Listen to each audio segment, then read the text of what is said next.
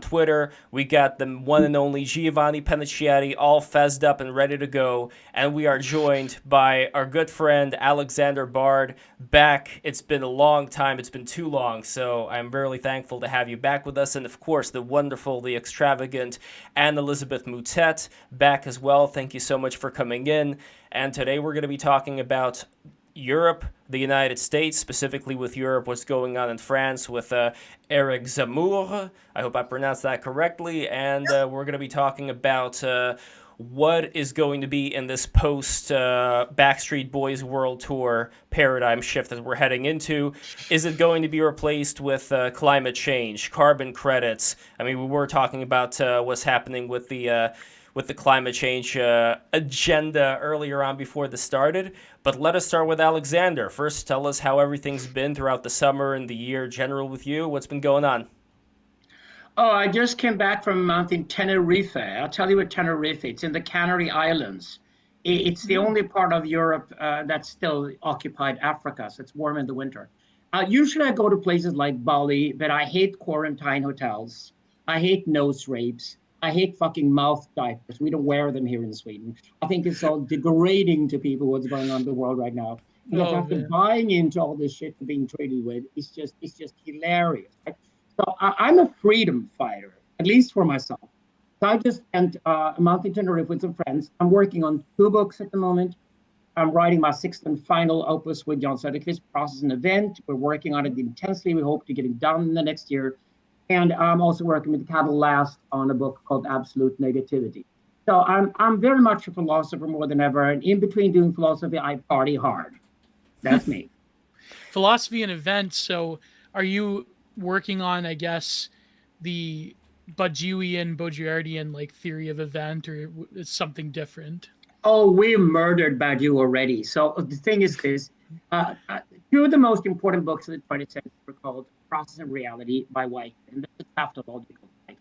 Process and reality are the same thing. Mm-hmm. And the other one is called Being an Event, and that's another tautological title by Badiou. We thought it was just, it's great with the and titles, being and nothing or whatever, being in time. So, okay, we thought we haven't done the and title in any of our books yet. So what would we do? We would rewrite all of history, and we basically claim there are only 2 stories. There's either the story of the process or there's the story of the event. And the event obviously is what breaks the process and history takes off in a new direction. So we thought Process and Event would be like a good title of our 6th and final huge thick book where it's all is in it, the ultimate challenge. I have it right here, actually. That's whoa, amazing. That's the first trilogy. Yeah, we wrote a trilogy called the Trilogy. And after that, we decided to write a second trilogy, so Synthesis, Digital Libido, and Process and Event is the second trilogy, the grand narrative trilogy. And the idea is to first write a book about the future, very Hegelian, then write a book about the apocalyptic state we're in right now, which we're going to talk about here today. Mm-hmm. And that's Digital Libido. And then we rewrite history. The Hegelian ways to rewrite history, the last thing you do. So, okay, so you thought you were safe. You thought your axioms would still be relevant. You thought you had a worldview that actually made sense. No. Let's pull the carpet underneath and then read out all of history and discover that history is not what you thought. So that's what we're doing right now. We write small books about very minor, marginal topics. And we have Moutet. How have you been? Yeah. Moutet to the house. No, incidentally, it is Moutet. Moutet. Yeah, how did I not know that? Yeah, the T is not pronounced. The French are sort of ornery. I've been more or less all right, and Paris is still, we still have a mask mandate, which is about the most complicated mask mandate that you can find, because they decided the morning of the 31st of December that everybody should wear masks in the streets, and then they decided to cancel it on the 13th of January, and I can't remember whether it was yesterday or today. No, yesterday morning, they decided that there were a number of places all listed where you still had to wear a mask in the street. And by that time, I think they're just making it up as they go along. And it's Canada too. It's an exercise of, covering your arse. Mostly, I don't want to be responsible, and I don't want to have a class action against me. as a politician having decided the wrong thing. So it becomes entirely crazy. For instance, you can't get COVID if you go to your office canteen, but you definitely can get it if you go to a cafe, because the microbe likes cafes and hates office canteens. It's people. What's not good about this is I'm no anti-vaxxer. I've got my three jabs. I will get the fourth if necessary, and I'm not against taking precautions. I certainly will not take a train without wearing a mask, because that's a steel tube inside which we're all in sort of close proximity, because the train companies are not going to have the same schedules as they use. They just have the same amount of packed sardines in fewer tubes. But the dealing with the policies create annoyance, first of all, and then a sort of distrust, which I find dangerous. You wish for the time when politicians will say, look, we are making this as we go along, or at least they should have done it 2 years ago, because we don't know yet what this is. So we might make mistakes. And what we promise to do is to try and correct our mistakes and listen to the best people and try and do this in best faith to keep you well, safe, and in good health, and the economy running. And once they say that, I think any normal human being would understand you get it wrong once in a while, especially if it's brand new. Instead of which, especially the French, because it's any admission of weakness in France is something that encourages everybody else to shoot at you. It's like the Roman arena in the Colosseum. Guy puts a knee in the sand and everybody in the crowd goes like this. I'm trying to find the camera, but it's a question of ego, of status, and the fact that the others will get to you. The apology doesn't really belong to French culture. It's coming very, very slowly, and it's more a punitive apology, like the war than anything else. So all of this doesn't make things for politicians easy. But it's also creating a massive distrust, and we're going to see the results at the polls. The results at the polls are very weird in France, because we've got two extreme right candidates. Some of what they say is sensible, and some of what they say is what you expect of an extreme right candidate. But mostly that the part of the system in which the whole political scene has been atomized, to borrow an expression from Michel Houellebecq. It's been transformed in little parts. The French left has now something like 6 or 7 candidates, all of whom cannot manage to pull 20% of voting intentions in the first round. The official candidate of the Socialist Party, Anne Hidalgo, the Paris mayor, who is the candidate of the party of François Mitterrand and François Hollande, polls 2.5%. It's pathetic. I think many reasons. I think well deserved, but all the same, it's not a good thing for democracy. You get to a point where people are just feeling ornery, and because they cannot express themselves with the normal political structure, anything can happen. We can have a rerun of the yellow vests. The yellow vests were very, very nice when you first saw them. These were people who nobody would listen to. They were the French equivalent of flyover country in America. But, they started breaking up things. They started sort of peddling conspiracy theories. They refused to have any chiefs. They were very anarchist in that, with the result that no personalities emerged, and everybody was having a piece of that movement.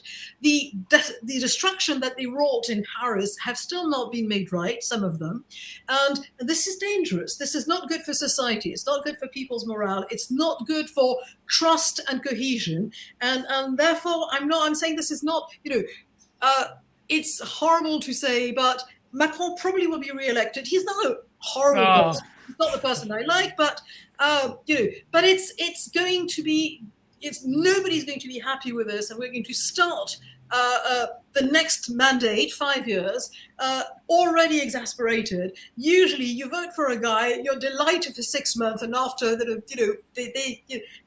bloom is off the rose. But that's normal for politics. Ronald Reagan said every political career ends in failure. His didn't, but that was because of term limits. And he was old. But still, we are at a situation which is not good for us, and it's such a situation when the external world is dangerous. I mean, Russia has massed troops at the Ukrainian border. Beast. I don't know how much. Thank God. I don't know. What? I said, thank God. They deserve it. Gio is you mean Little Russia instead of Ukraine? Gio is a big Putin fanboy because he sees I'm a fan of Putin. because he We'll sees a get lot. back to that later, but Yes. let Mademoiselle Moutet finish here. Yeah. Whatever it is the threat. Unless this is, kabuki with tanks, there's a real danger of a real war with people who are taking no quarters. I happen to know Ukraine. I've been there several times. I think it's a wonderful country. I don't think everything they're doing is fantastic, but, I've just talked about French politics. Who am I to sort of criticize other things? I'd still take Zelensky over Macron most of the time, considering we have stronger institutions.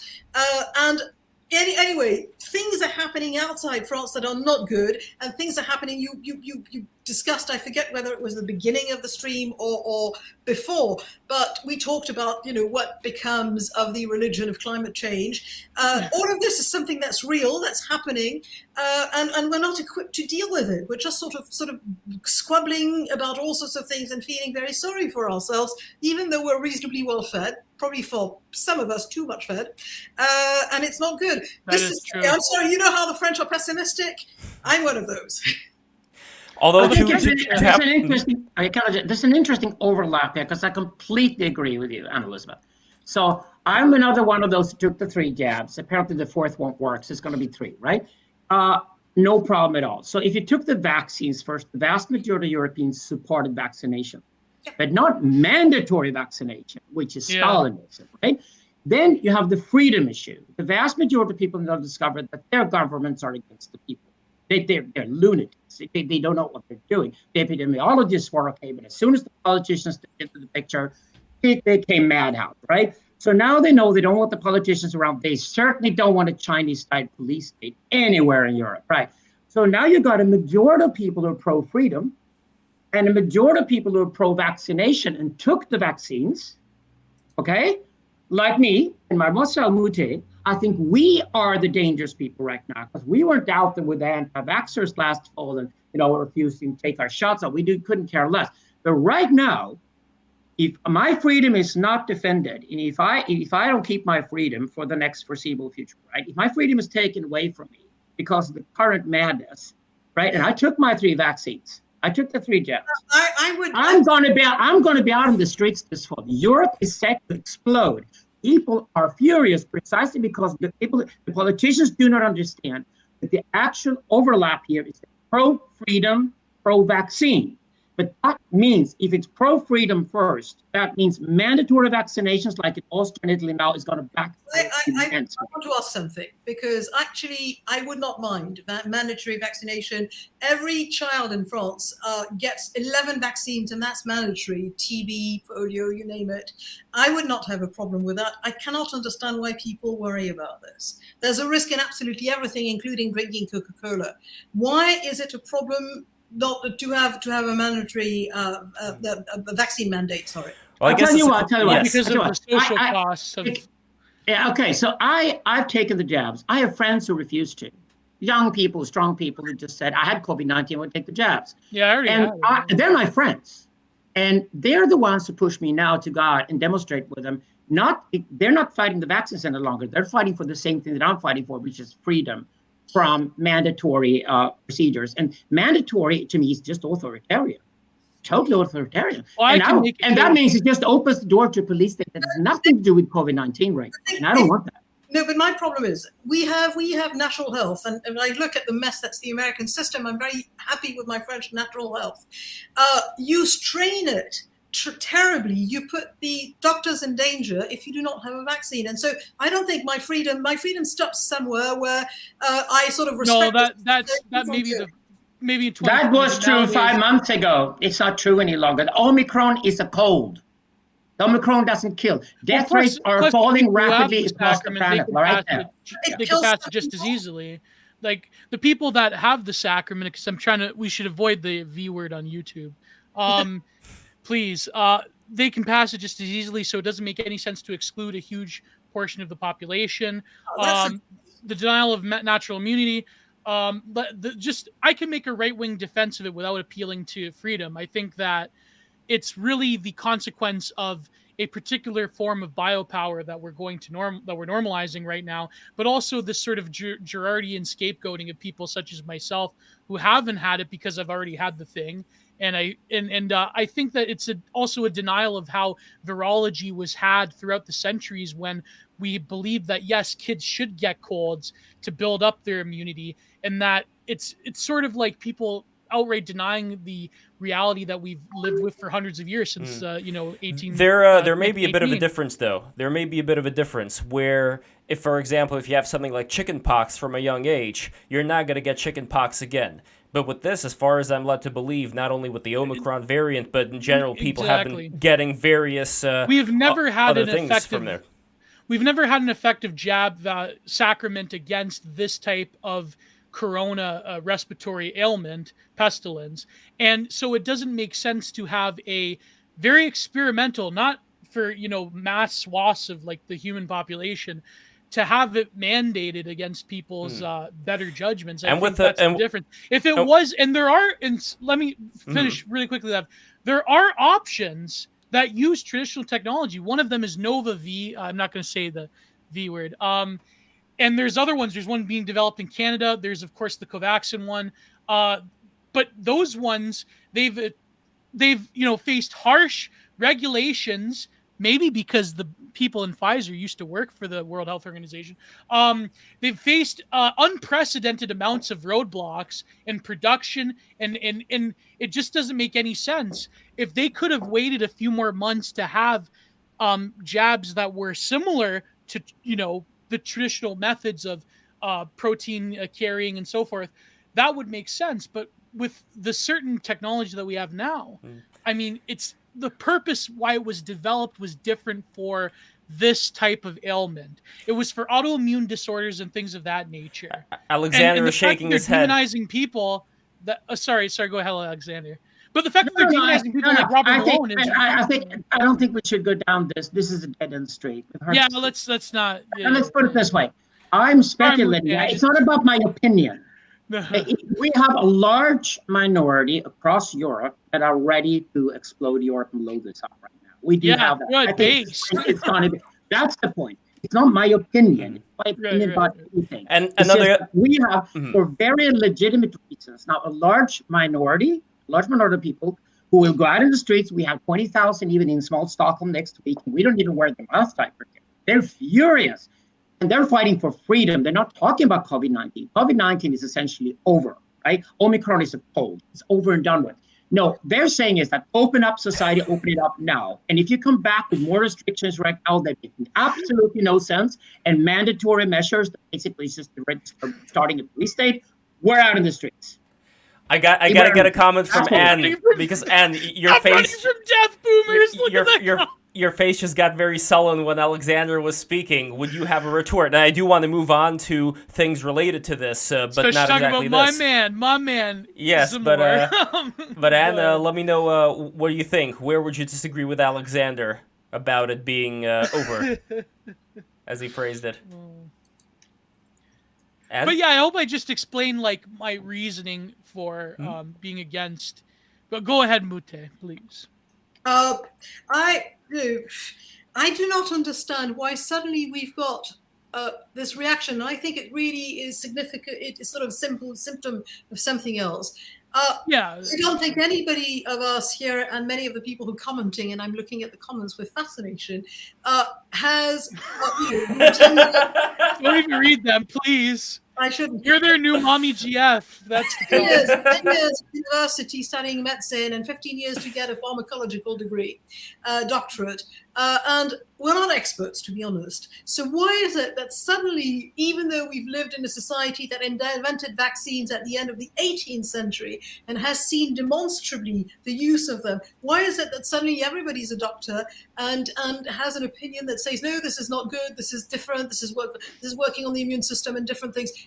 Do we know? I don't think we do know. We've read it somewhere. Listen. If they told me to take 3 jabs in a year, it's not a vaccine. Yeah. It's not a vaccine. This is not a vaccine. Obviously not a vaccine. It's at best a little break.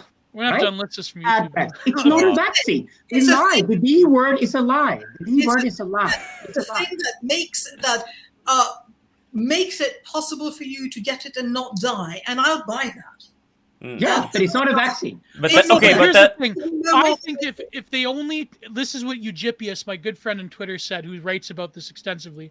If they would have just had a saner response and said, listen, if you're older, vulnerable, then yes, maybe take it continually. But to mandate it for like younger people, like, listen, like, look at me, look at my girth, and I lived. I had the original. I had the genocidal. Oh, I can't even say that word on YouTube. I had the boomer remover version, the alpha one.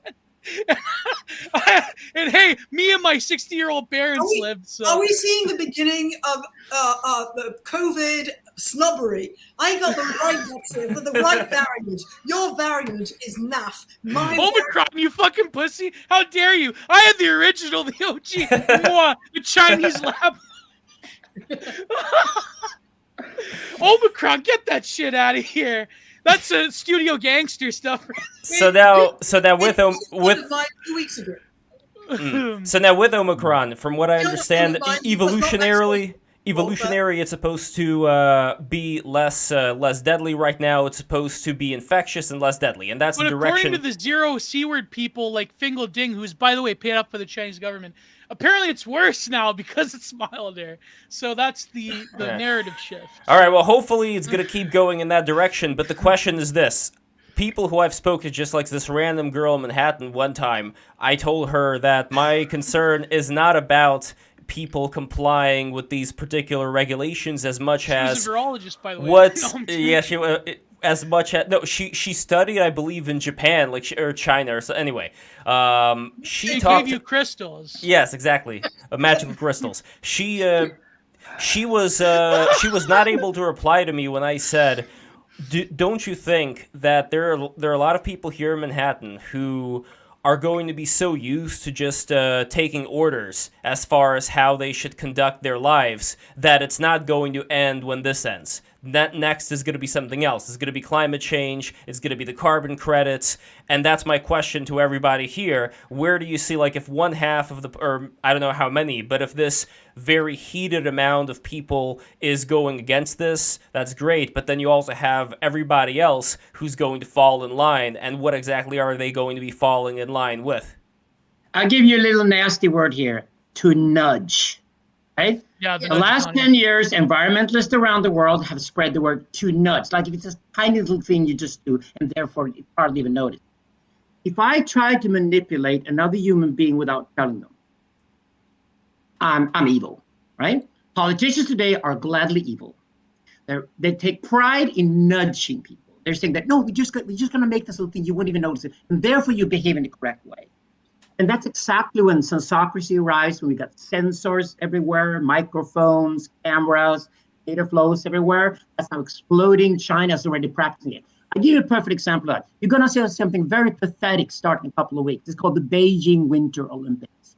Oh, God. It's going to be hysterical. Think of a bubble of paranoia, right? Not a single atomic particle is allowed in. Right? And this bubble is where apparently this event is going to take place. This is the Chinese mindset, right? Communist Chinese mindset right now. In the Thunderdome. Absolutely paranoid. It's dying to a police state. It's dying to lick the ass of Xi Jinping. And you're going to see, the world is going to see this in a few weeks. It's not the sport. I don't care. I love skiing, but I don't care. I want to see the Beijing Winter Olympics, every minute of it, because I want to see the United States of paranoia in front of me.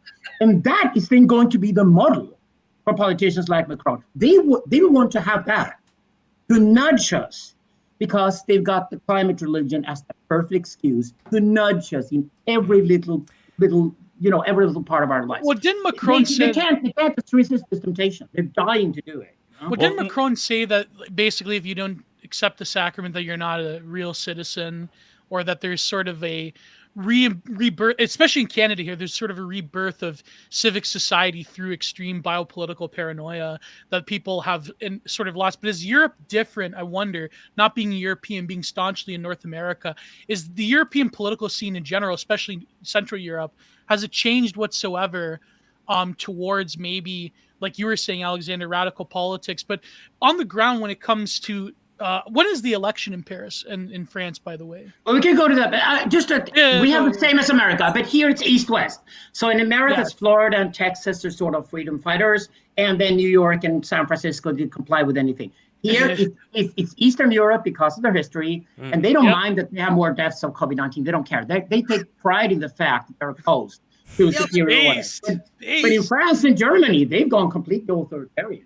God, yeah. The election is on the free-for-all, which was the first round, is on the 7th of April, and then 2 weeks later you've got the second round, which is between number 1 and number 2, and that's the real election. And right now we've got probably Macron in almost every configuration. He is polling currently 25% of voting intentions on a field of 15 or something, and it's not finished. And then you've got an atomized left. There's no left. And you've got a number of candidates on the right. The question is, who is going to come second? And you've got basically almost the same. You've got Valérie Pécresse, the centre-right candidate, and you've got either Marine Le Pen or Éric Zemmour. And Éric Zemmour is new. He's the television commentator and journalist who suddenly became a presidential candidate, and he, at one stage, was coming second after Macron, and that he's sort of been dragged back. He's also been the one that focused absolutely every possible attack against him, mostly because he was new, he was different, and he scared them for 5 minutes. We'll see how that goes because it's early days. I remember very well the 1995 campaign, which was my introduction to what a campaign is like. And Jacques Chirac was losing in February, and he won the election in May. So you never know. But we were talking about something that has something to do with the election. It's this whole idea of nudge. Nudge is something that really bothers me because nudge has become, there's a whole variation of nudge, including literally hitting people over the head. In a sense, what now happens in Britain about heating your house is, you can't use natural gas to heat your house. And so it's more freeze. I don't mind if you freeze to death, or I don't mind if you can't pay it or buy food. And that's really the question for millions of Britons, for instance, in a country where houses historically are not very well built and not very well isolated. And the firewood too? Is firewood legal or illegal? It depends entirely. I mean, I'm not familiar with the details because there are places where it is and there are places where it isn't. Oh my God. It isn't in London, for instance. So you've got all of this, and from nudge and the idea that people thought, I can get away with this nudging, they end up having policies that are absolutely constricting, and some bureaucrat and some politician who feels that this is something that's going to help them in their career, and I'm only slightly too cynical in this, not much, essentially decide that your life is going to be miserable. I'm not saying, you shouldn't, it's good to save, it's good to not produce noxious gases, it's good to try and decrease the number of the greenhouse gases, etc.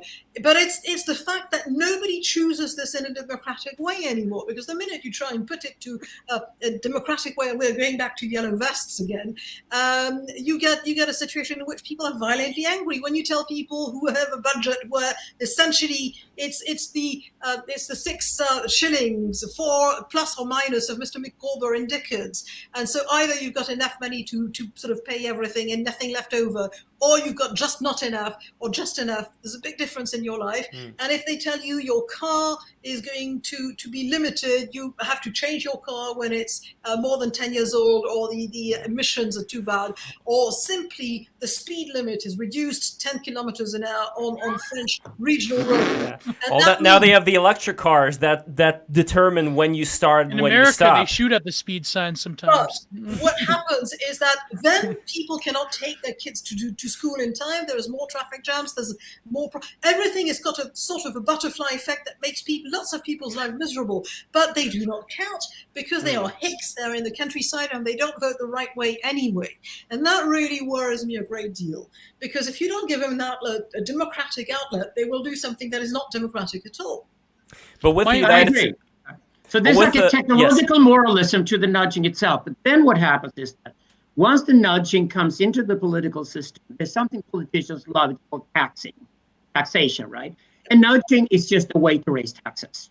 So there's no stopping here. They just go Quebec on right now. Butterfly effect is it's But are we talking about? all this Yeah, nudging, that many. bills, right? And then finally, people just go absolutely furious when they realize they're nudged from everywhere. But are we talking about a decentralized model, like, for example, Moldbug, who I recall the very first stream I had with Alexander Bard, I asked what you thought of Moldbug. It was not great, but Moldbug has the... Alexander Bard's been vindicated, though, Yes. on the Moldbug question. Yeah, so Moldbug's My God, approach is that a lot of these ideologies are decentralized, that there is no top-down. But then if we look at, for example, people from the World Economic Forum, we have Fauci meeting, having that meeting with... Exactly. So those people, how much are they just performance artists, and how much do they actually have real solid power? How much real solid power do they have, as opposed to also being caught up in this infection of the mind that a lot of people are caught up in? Well, once all the nudging money flows come into one place, then you're centralized anyway. So you build entire institutions and administrations, bureaucracies that are completely dependent on these incomes. And this is the problem with bureaucracy and administration, is that it only grows and grows and grows until finally there's a war, you blow them up. Until that, bureaucracy only grows. And by the way, it's a French innovation. Okay. So bureaucracy is hell, right? There's way too much of it anywhere you go in the world. And the more you have it, the poorer it gets. Nudging is just a new way to create more bureaucracy. And again, Mademoiselle Moutet is right? What happens is that we finally feel that it's like we're locked in. Because all these, the butterfly effect is that we're locked in. And there's a huge sense of loss of freedom involved in this that politicians completely underrated, which I think is going to build and finally just explode. And then when it explodes, we have no control over it. And I think it's not the COVID-19 pandemic that's really scary. I think people in general are realizing, because they did the nudging, they discovered that they were irritated with it before. Now the pandemic it's just so obvious now for everybody that we cannot trust politicians at all, because all they do is just put all these through taxations from everywhere so they can get the resources out of the system.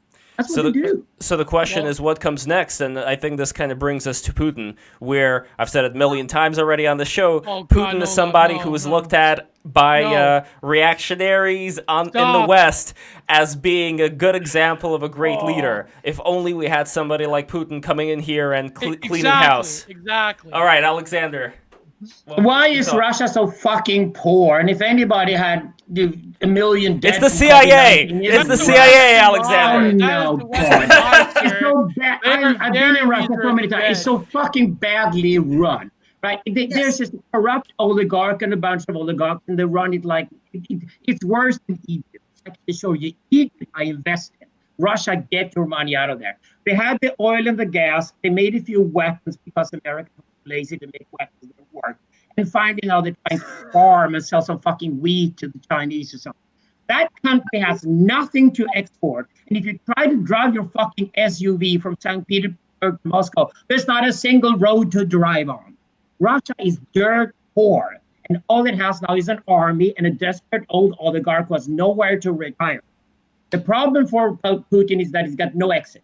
He's got nowhere to go. And that's why he stays in power. And that's the only reason why he's still there. And all he can do to keep that powerful position, not get shot, is to try to go, fight with the Ukrainians again. As far as Ukrainians and the Russians are concerned, it's two different mafias fighting it out. But there's no patience on the side of Putin. I tell you that. And when it comes to Crimea, he got it 6 years ago, built the bridge, and it's still dirt poor. It's just a matter of time before the Crimeans say, we might as well go Ukrainian now. They don't care. Right? Putin is not heroic. He's just a miserable third world dictator. Nothing else. That's what he's an important bulwark against global homo power. Do you not agree? Against the total westernization of the world. He is a bulwark, sir. Oh God, we got an island called Gotland, Swedish island in the middle of the Baltic Sea, and we just had an argument today about it. Like, do we even need to defend it? No, the Russians have 4 ships in Kaliningrad. It's a joke. Fucking Estonia has a more modern army than Russia. Of course. And that's still, and he's busy in Kazakhstan now. He's busy at the Ukrainian border. There's so many places that he's got to pull out of some of these places. Thank you, the Kazakhstanis have finally risen up. say that maybe we could have a democracy, in Kazakhstan. We're an old trade route country. What the fuck's going on here?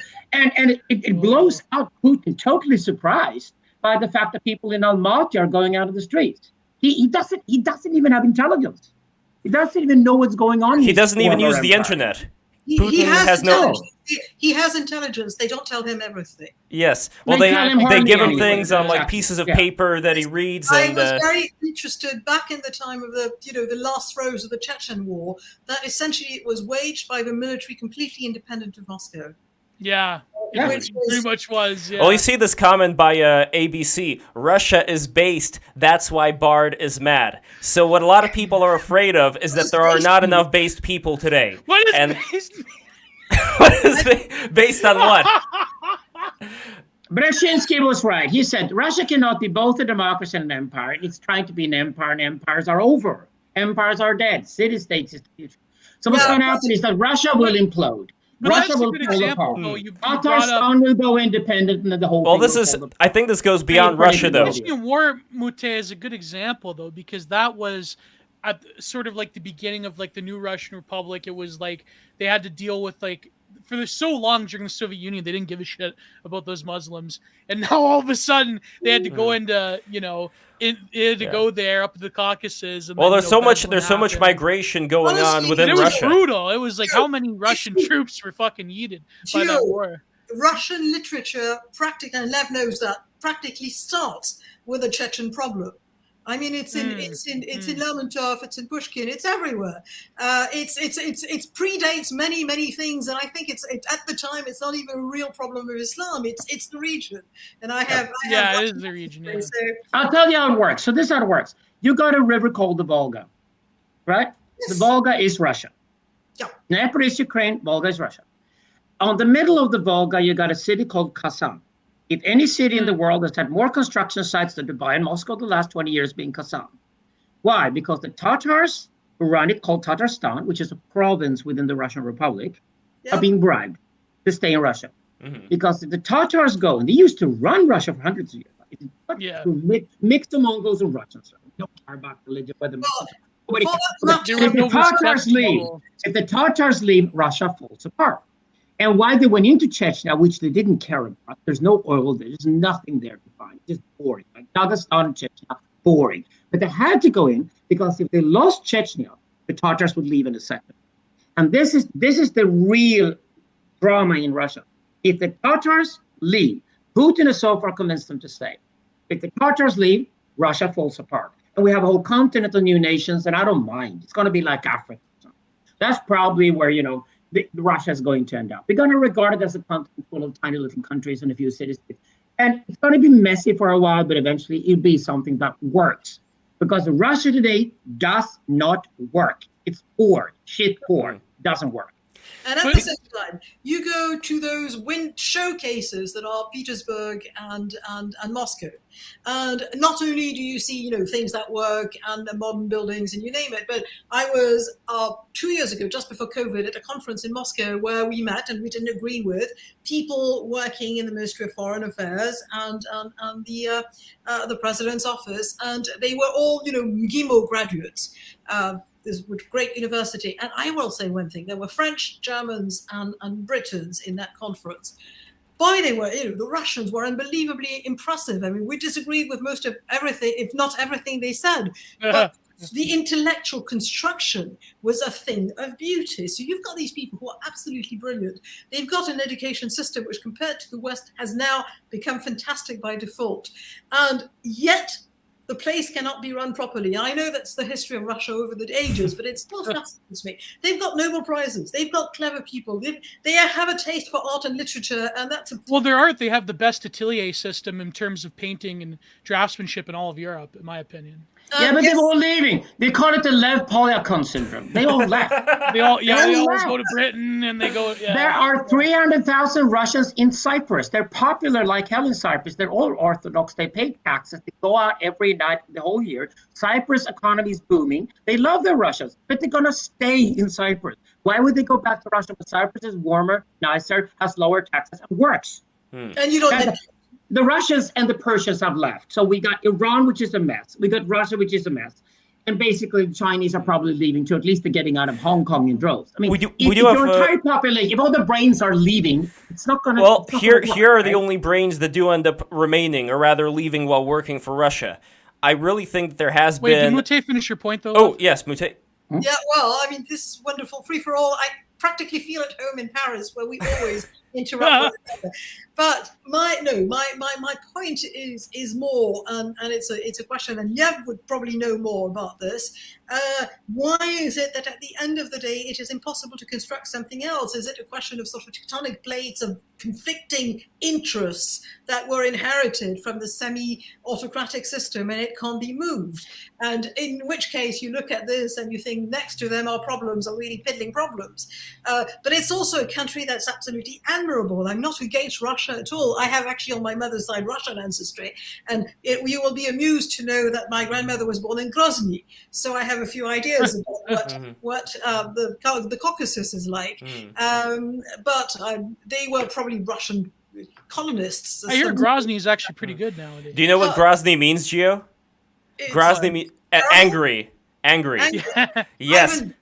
Ivan Grozny. Ivan Grozny, exactly. But with Grozny, the reason why it's so rich right now is because Kadyrov keeps getting a lot of finances from Vladimir Putin as this, tit-for-tat type of deal. His tribe ends up being elevated to the detriment of all the other tribes around that region.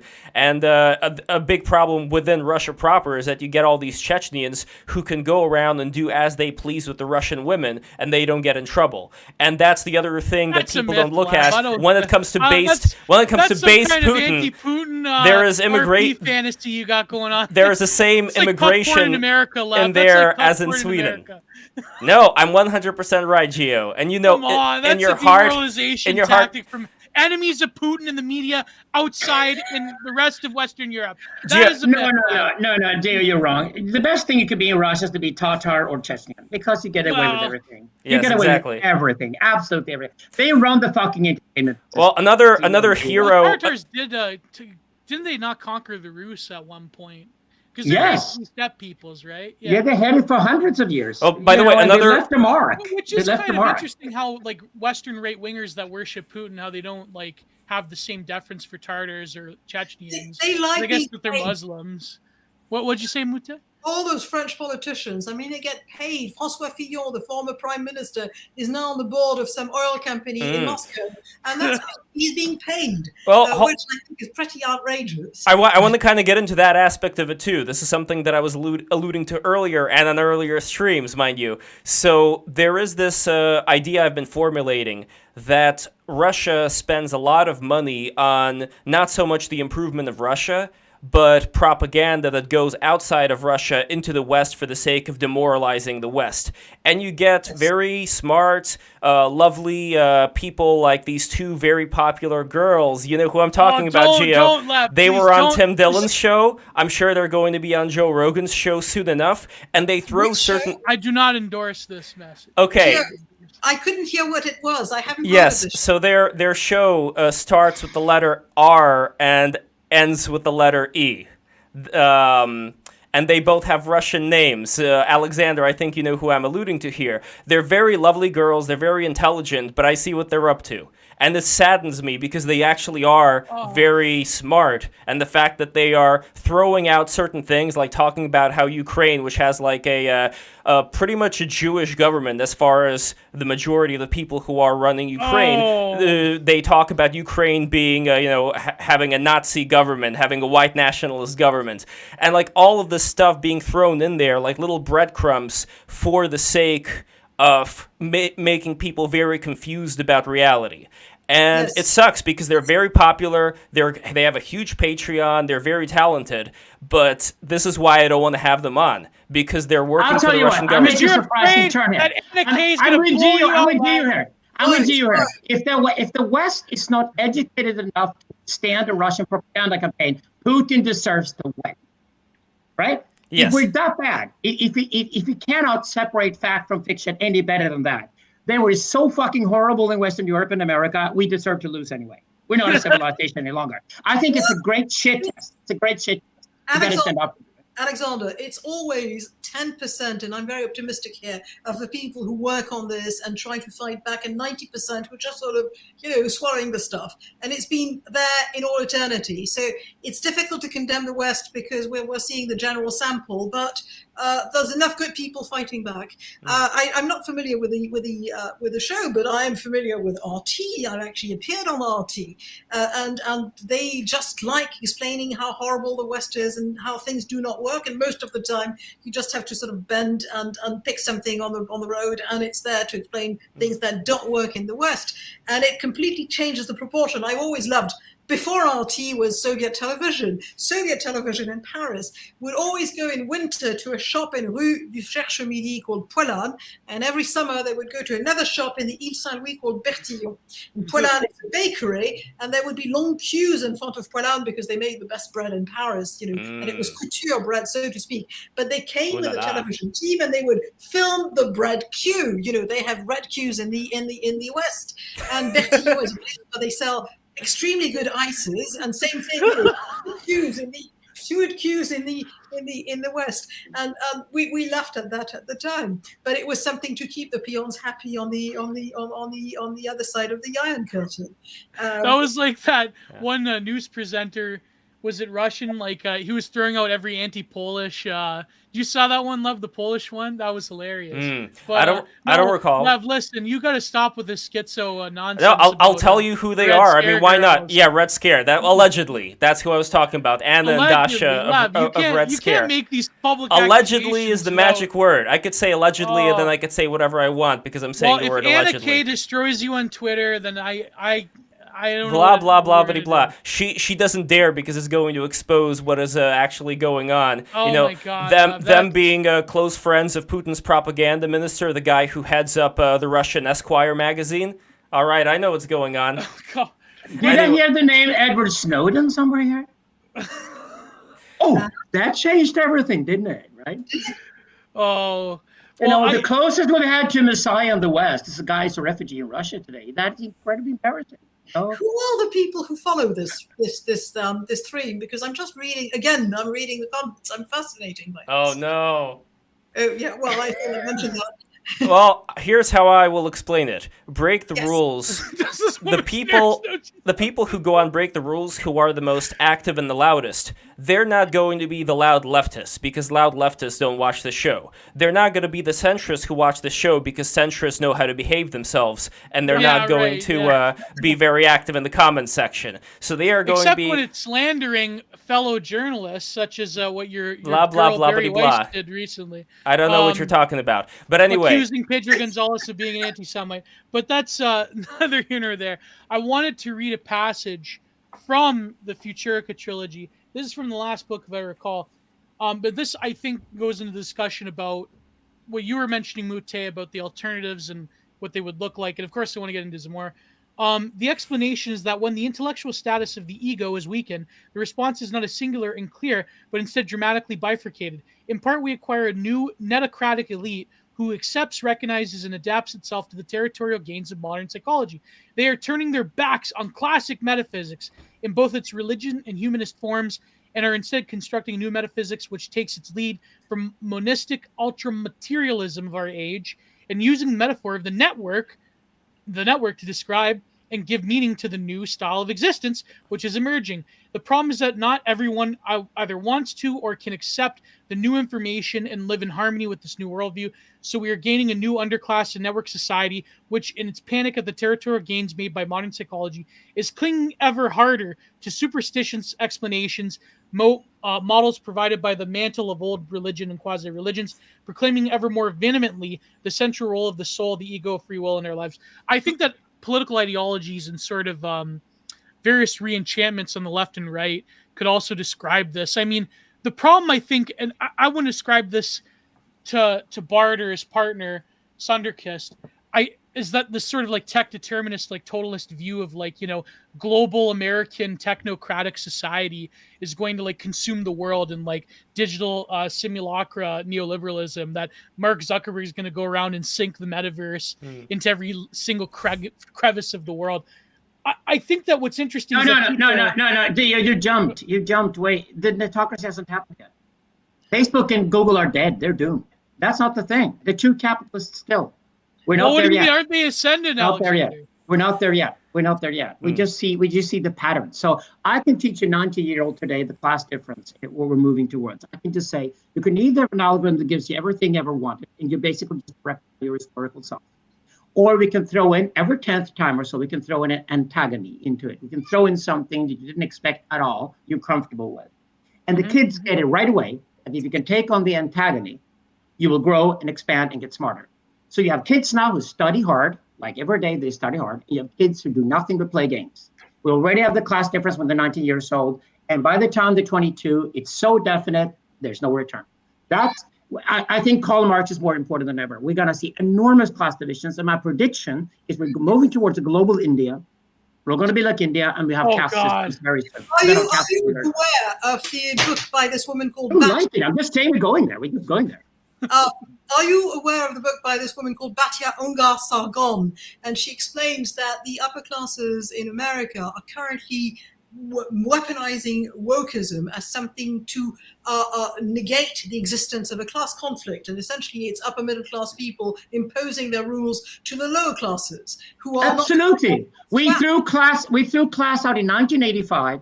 Yes, it was Lacole and Wolf who did it, inspired by Herbert Marcuse. The entire woke thing is just let's get class out of the way and let's discuss gender, right?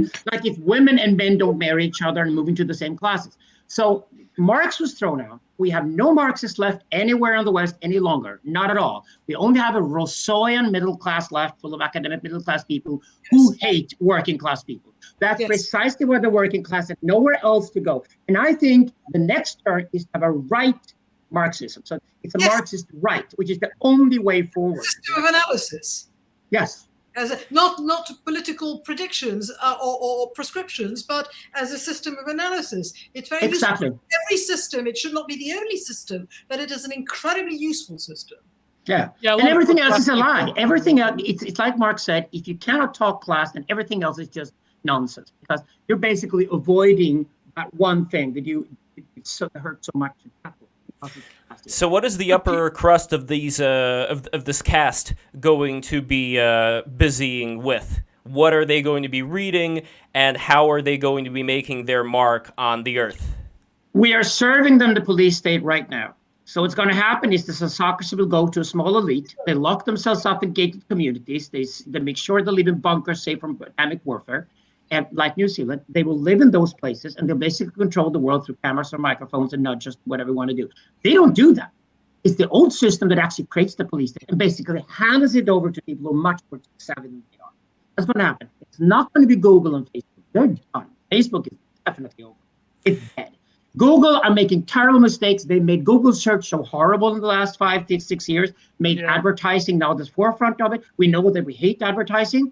I remind you, I said that the abolition of advertising will one day seen as a much greater victim than the abolition of slavery.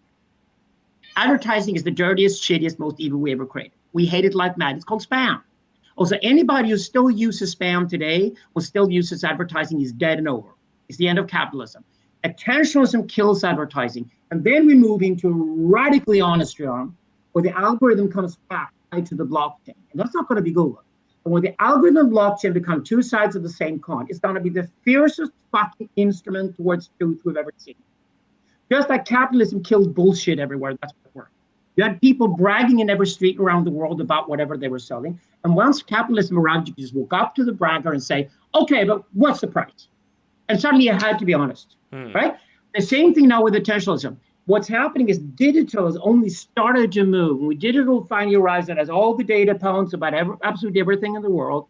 As the sovereignty arrives and it replaces everything else we've ever known, it's going to roll in over the world, and it's going to force us all to be honest, and totally honest and brutally honest, because everything we do from then on will be locked into history forever and can never be changed. But what about how people are talking now, this sort of like early 2000s Second Life tech optimist retrogradism with the metaverse? How, for example, you have David Chalmers saying that, well, you know, all human meaning can be found within the virtual, and it's going to be totally signed and cool. Does he have a sex life to begin with? No. Don't Does Wallstrom have a sex person who doesn't have a sex life. Elon Musk will never go to Mars. This life is too terrible. If you go to Mars, nobody's going to go to Mars. AI is going to go to Mars and take bacteria with it. We're not fit for outer space, period. We go mad without outer space. You're not going to go there anyway. And if somebody would go to Mars, they'd be on Instagram and the next they'd be over and done with. If Richard Branson is on who the hell wants to go there? It's dead and over. It's uncool. It's just, that's not going to happen. Not going to happen at all. We are still very, very human-bodied people, right? We're embodied. Whoever has the best sex life is the winner, according to anybody you ever judge, if you're honest about it. So well, he managed to impregnate Grimes once. Freud and Marx, back to Freud and Marx, and they make a proper analysis, and everything else is bullshit. And these guys who make predictions, they were wrong 10 years ago. They were wrong 10 years ago. They're still wrong. You know, of course, where the metaverse comes from, the snow crash. Yeah. And very interestingly, Snow Crash 92, before the internet, tells of an immigrant crisis with those boats coming from East Asia, all off the coast of California. So possibly the fact that it's now being picked up by Zuckerberg, who may be a horrible person but has got a nose for what happens next, is a sign that he wants to find the same solutions if they are solutions. He's too late to the game. His company's too big. He's got too many bureaucrats already. If he's employed 80,000 people, 79,000 of those are just fucking diversity officers and shit. Surely they're not going to build the meta. The meta's going to be built by the next generation.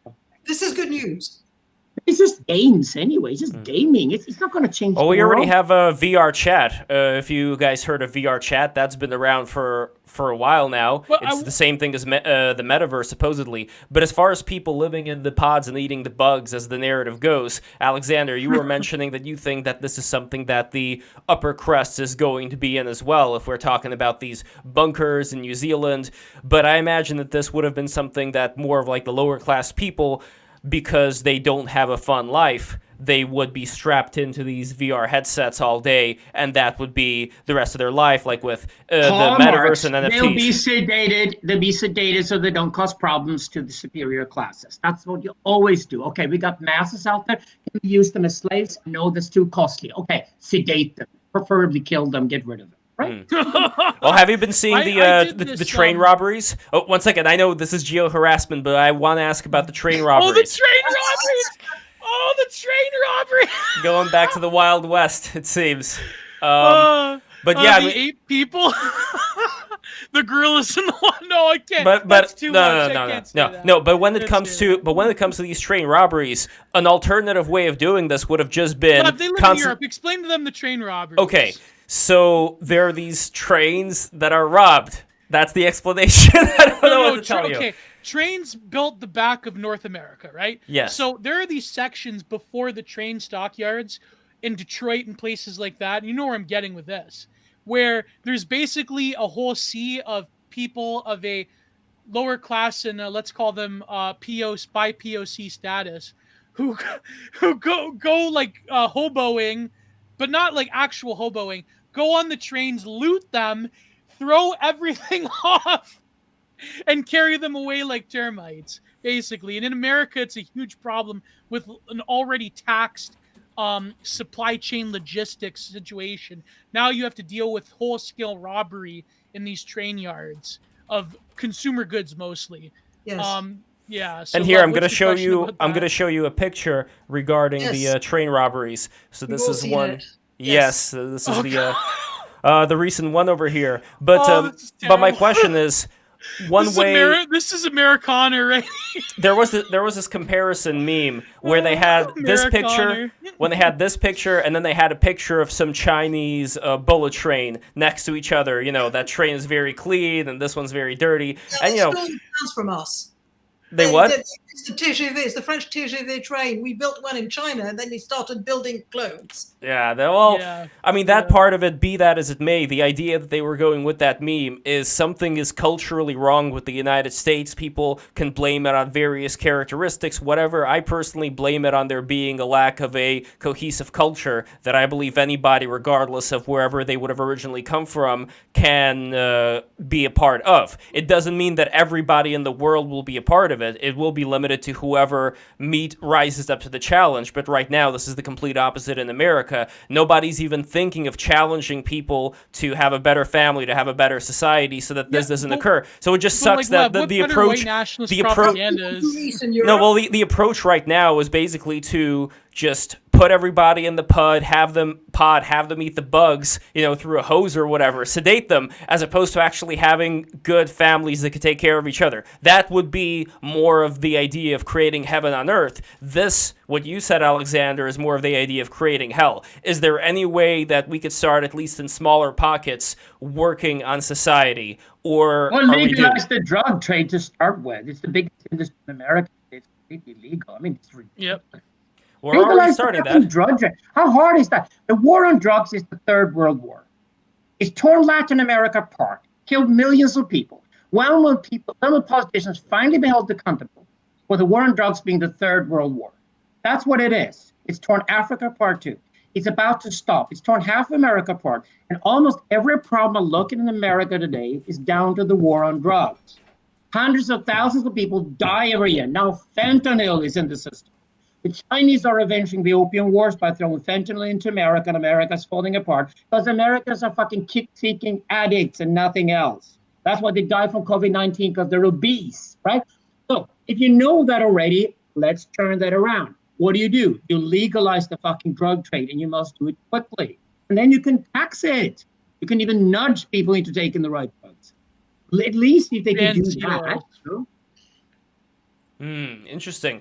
That could possibly work, but it's not. I don't think that's the only thing.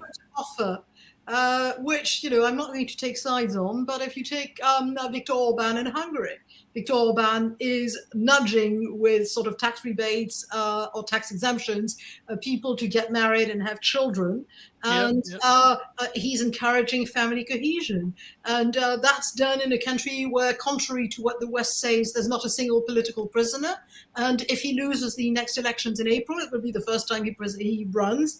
He will just walk away. It's not the horrible place that people talk about. But I would say that if anything comes out of that, it comes from the countries between Germany and the Russian border. But do you think that France, like usually when things happen in France politically and culturally, then that's sort of like the jump off. Even late into the 19th century, you had the center of art and the center of intellectual life was basically in Paris. Do you still think that there's a hope with Zemmour and other candidates that there's going to be maybe and Bard, you've talked about this as well, this sort of like newer possibilities of political factioning that is different or radically different from what we see nowadays? Or do you think that's just like a pipe dream of like largely like North American right-wing people who are like, oh, Zemmour is based because he says edgy racism? Or do you think that there's an actual hope for an alternative to like globalist neoliberal Macronism, and that will spread throughout Europe? Not this time. And my personal belief, I'm very serious about this, is that the Visegrad countries, the countries of Central Europe, might show us the way in a way that's feasible and acceptable by populations. Otherwise, there's no use. But it's not happening this time. First of all, because Zemmour he's made interesting inroads, but right now he's losing strength. He's become divisive. You can argue, and I know him because I used to be on his program before last. I was invited from time to time at his political program. He was a left-wing guy, he was a right-wing guy, and there was a left-wing guy. And it was a perfectly sort of kosher, whatever, acceptable, mainstream cable news talk show. It was sort of quiet talk show. Every politician of every stripe came to that.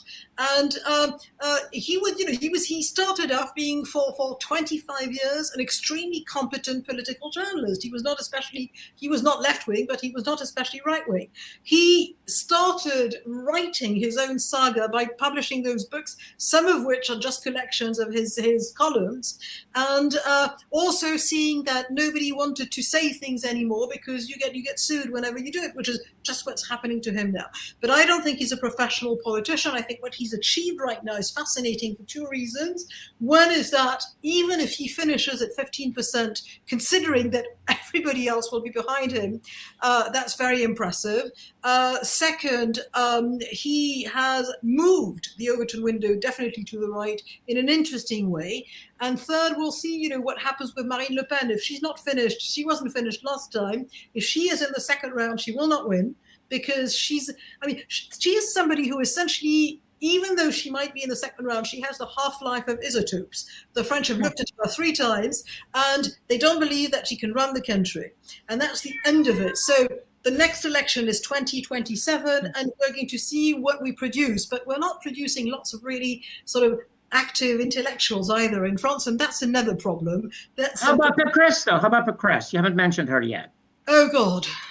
Well, she is presenting herself as the solution, but she's essentially she comes from the same breed as the people who created the problem.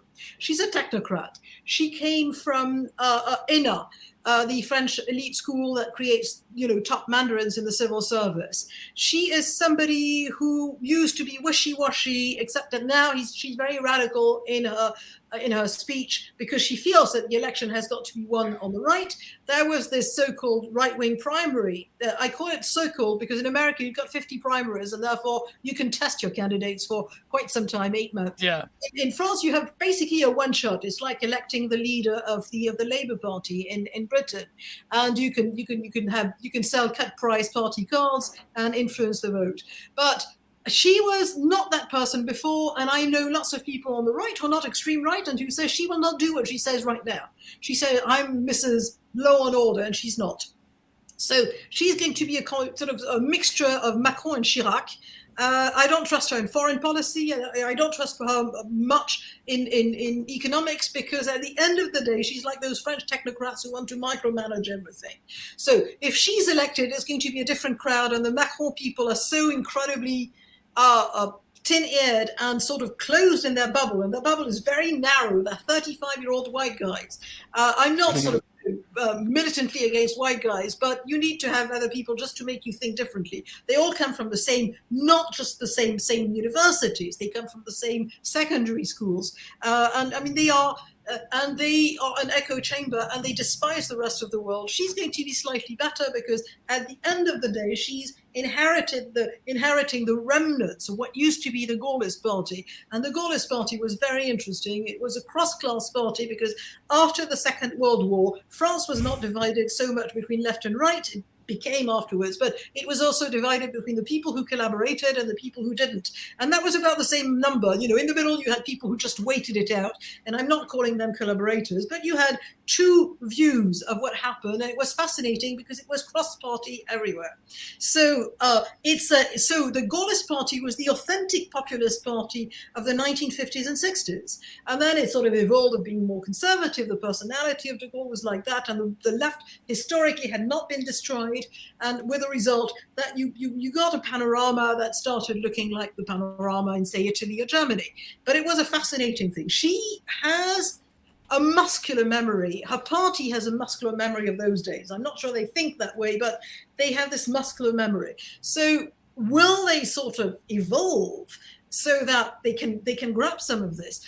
Most of them are woefully uncultured, but it's better than the Macron people who actually think they have culture, and they are essentially, they've got a veneer of hard-shell technocracy at their fingertips, and the rest is cliff notes. So we'll see.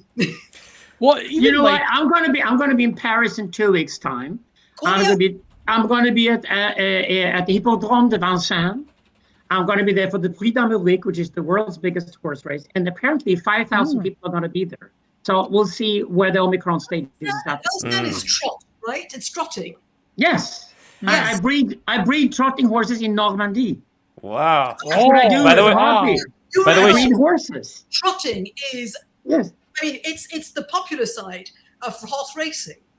That's why I love it. Fascinating. This is fun. Call me up. Take me there. Take me to the race. Yes, I will. I will. Yes. Of course I will. By the way, speaking of Macron, this is a picture that I posted earlier. I don't know if you can see it over here in the chat, but this was the redecoration that Macron did to one of the rooms in the French palace over there. Do you see what he did over here? He added the blue carpet and the white couch and that you ruined drawing it. over there. So, Alexander, any thoughts? It's all right. Like the mural is all right, but that's sort of like exactly. Primitivism. It's like art brut. It's not. It's like a boutique hotel in Riga. It's horrible. But There's nothing wrong about boutique hotels in Riga. They're the best. But this was, but I think this, like, they are geared to the lesser oligarch. well, you mentioned every French politician, especially of the Macronites, going to the same university. It seems that like when I think of, for example, the intellectual output of France has been lagging. Do you think that the Collège de France no longer has, for example, this air of continental theory and this is where all of the great intellectuals went? Like that was even better than going to Oxford or I guess nowadays Berkeley in America. Collège de France is But, very like, Collège de France is not a university, and it's a place where you've got professors who are invited to give courses there, and they're open to the public. It is a wonderful institution. I have not set foot there in 20 years, which is my fault. And I have no idea whether the woke grabbed them, but unfortunately, the French, having said we're French, we're not stupid like the Anglo-Saxons, we're not going to go woke. You know what this means, all this sort of fluff, it means 5 years. So essentially we're 5 years behind, but we have all the wokistas and we have all the mistakes and we have all the nonsense about owning your guilt and complete nonsense and sort of rewriting history because history is hurting my feelings. I cannot express the amount of anger I feel against these people, but because they are destroying an education system, and all we can hope for is that, there are normal people in corners, tiny corners in the underground, and they keep writing decent books and they keep listening to good things and they keep reading decent books. It's not illegal yet. That's all I can say. It will come back, I hope. But then here's what I don't... literary departments, they're the ones that are producing, like up until recently, but I don't know what it's like in Alexander's part of the woods, if theory has sort of reached its twilight the way it has in France and Britain. But it's just, to me, I mean, I think maybe it's partially because of the digital thing now that it seems every theory cell wants to work around Silicon Valley. Oh, nobody cares about universities anywhere any longer. Whatever comes out of university is not interesting. Everything's online. Sure. I mean, I have so many smart young people now who have they got the skill to teach really well, like, and often to think properly as well. Like. So I just introduced them to EdTech. And I said, EdTech is going to kill universities. Universities going to be dead. It's going to move very fast because EdTech company is essentially just a place where you go to take a test to prove that you know something, right? You have to do that in your graphical place, has been the physical space. That's the only physical space you need. Everything else can be online. And then you can have the world's best lectures on all the different topics you like, and then basically learn anything. That's better than anything Oxford, Harvard, or Sorbonne could ever offer. Well, if that's already online, then the rest is just a matter of time. Nobody cares about university producing. They're old institutions full of mediocre people producing predictable shit that nobody cares about. And yes, completely disagree. Even though I'm angry at the state of universities today, I disagree on this because Lord knows I spend too much time on the internet and I'm even reading books on the internet. But at one stage, you need somebody who's got a sort of perspective from a higher point because of just experience, and they can sort of canalize what you're seeing and grade it so that you're not sort of plucking from everywhere and thinking this is equal, because things are not equal. The quality of research is not equal. The relevance is not equal. The context is not always given in the right way. And this is what ideally in a good world you would have university for, and there are still places like that who do it, and teachers on their own who are good people and do that. So no, I think it's wonderful to get all this information around us, but it doesn't mean that universities are dead, although lots of people are trying to kill them with a new ideology. We have come to 15 minutes after the time that was supposed to finish. I have to go because I'm preparing another book. And Elizabeth, thank you so much. Let's do this again soon. Yes. I love you guys. Yeah, I love this.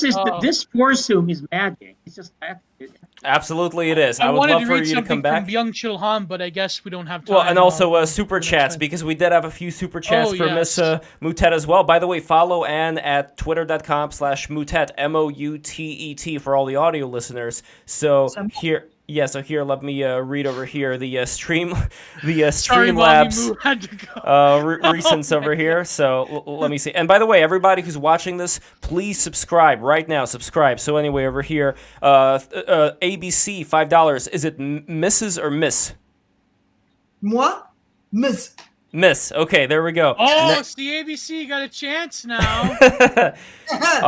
Next, Mommy okay, Gia. next over here, From Croin Kicks, $5. Can't believe you're making Alexander stay up this late. For shame.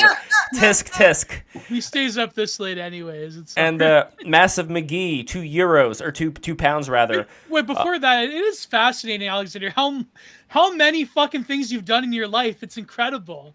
And we're going to see Robert Breedlove in 5 hours. What do you think of that? Oh my god. Right. Oh. Amazing. And finally, Massive McGee, I'll take you to the races, Mommy Moo. Mommy Mo. Well, Mommy Moutet. moi. Mommy moi, yes, I guess, yes. There we go. You become an Races, instant. I wonder what that means. You become an instant hit on Break the Rules with the Peanut Gallery. So congratulations. And you know what is funny? The Monty GF thing is such a popular internet trope now. I think there's something about it. There's this YouTube channel. I don't know if you've seen it. Well, he's been on the show before, but maybe we should get him again. Meme Analysis? Justin Gabe. He has this thing called the digital anima concept, where he says that the internet is almost like a womb-like feminine structure to place the egos of largely insular and hurt young men. And I wonder if there's something to it. There's this sort of digital anima complex going on. And we see now with the Mommy GF thing that it's coming into its own, that even like the way the metaverse is described by Zuckerface, it's very much this cosmic womb type structure. Why should it be women only who can nurture? And I'm not going into the trans issue. I'm just saying, can't men nurture? I think men nurture in a different way, though. Men nurture. Fine, good. Yeah.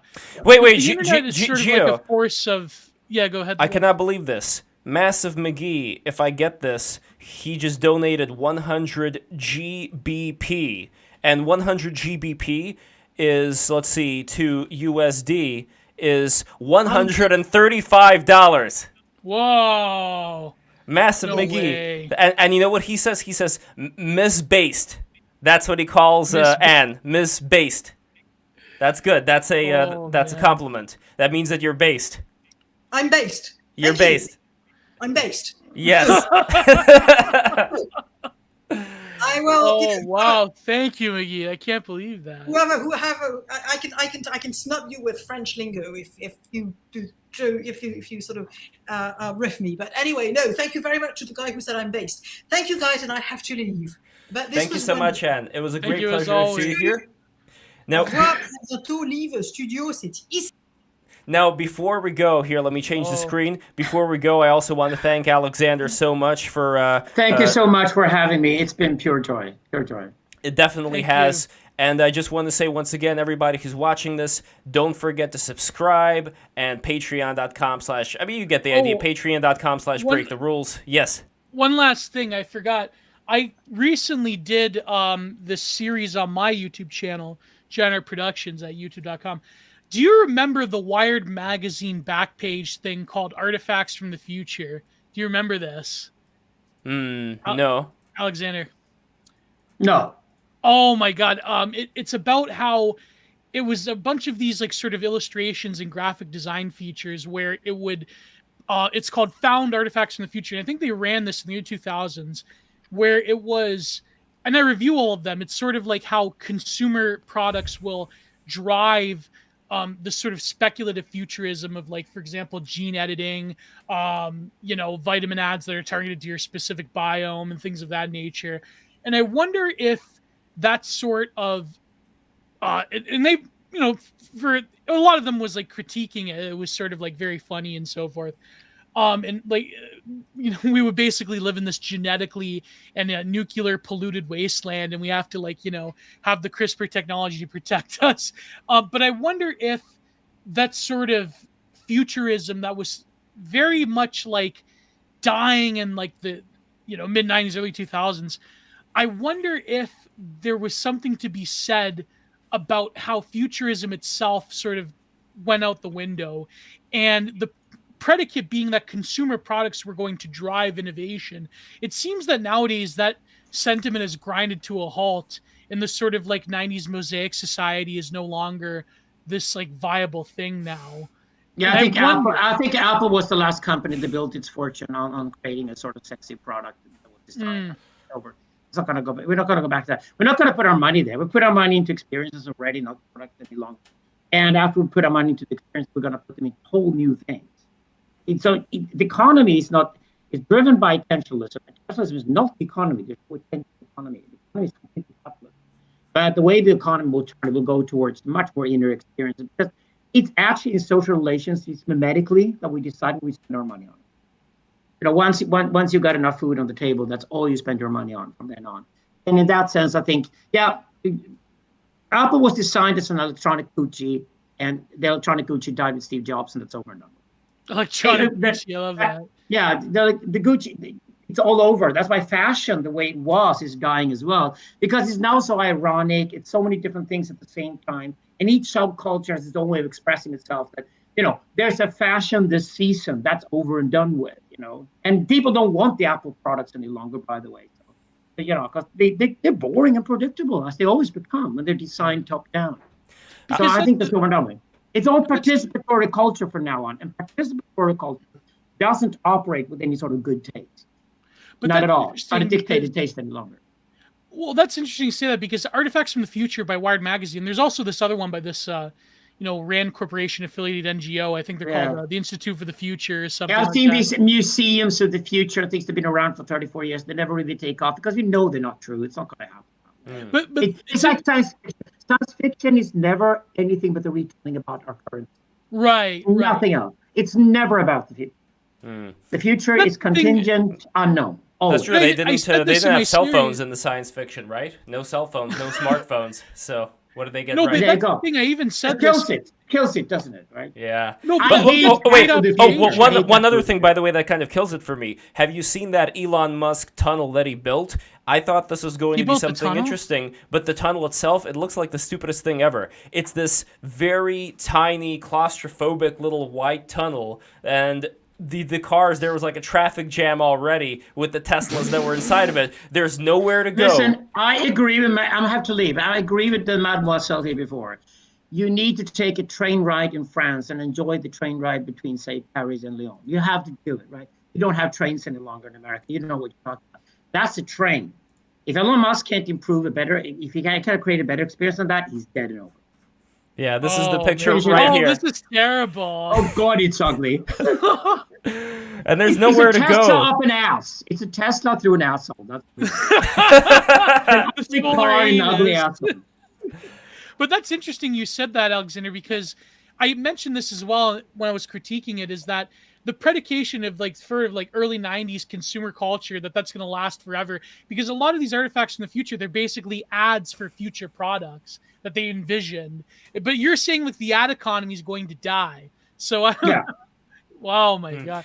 Oh, wait, and I know you have to go, but final thoughts on NFTs. Terrible. What do you think of NFTs? Final thoughts. Oh, so overhyped. So incredibly overhyped. Thank you. The original is dead. We don't need originals of anything any longer. Oh, no! As an artist, that means my job is done. SuperRare.com/Lev Polyakov. Alexander Bard's not here, but I want to tell you, go to SuperRare.com/Lev Polyakov, hashtag invest in Lev. Don't worry, I'm going to fix the angle. Gio, I got the big surprise coming up. Are you ready for the big surprise? Do you want to know the big surprise? Are you ready for this? The big surprise. Okay. I don't know how you're going to feel about this. You're probably not going to be happy. You're probably just going to have like a shred of terror and anger is going to go over you. But do you know what's going to happen this Thursday? It's not just going to be Jay Dyer. No, sir. This is what it's going to be. Versus what the Jay Dyer versus James Valiant, who wrote the book Creating Christ. It's going to be a debate on whether Christianity was created by the Roman elite in order to subvert the Jewish rebellion that was going on around 70 AD. Lev, I didn't know you. I didn't think that you wanted to ritually sacrifice a boomer like that on the feet of Jay Dyer. Are you fucking kidding me? This is gonna be a slaughter. This is gonna be Jay is going to totally destroy this. Has he debated Valiant before? I think he. No, I don't think so. I don't think they know each other. This is what you get Jay Dyer on for. Yes. To be a boomer remover. Says you. You have to watch this. This is going to be epic. Did you tell Jay Dyer to promote it? Oh, of course he's going to promote it. Why shouldn't he? All his fans are Serpent, let me tell you this right now, Serpent. And Gnostic Informant is going to join this as well, by the way.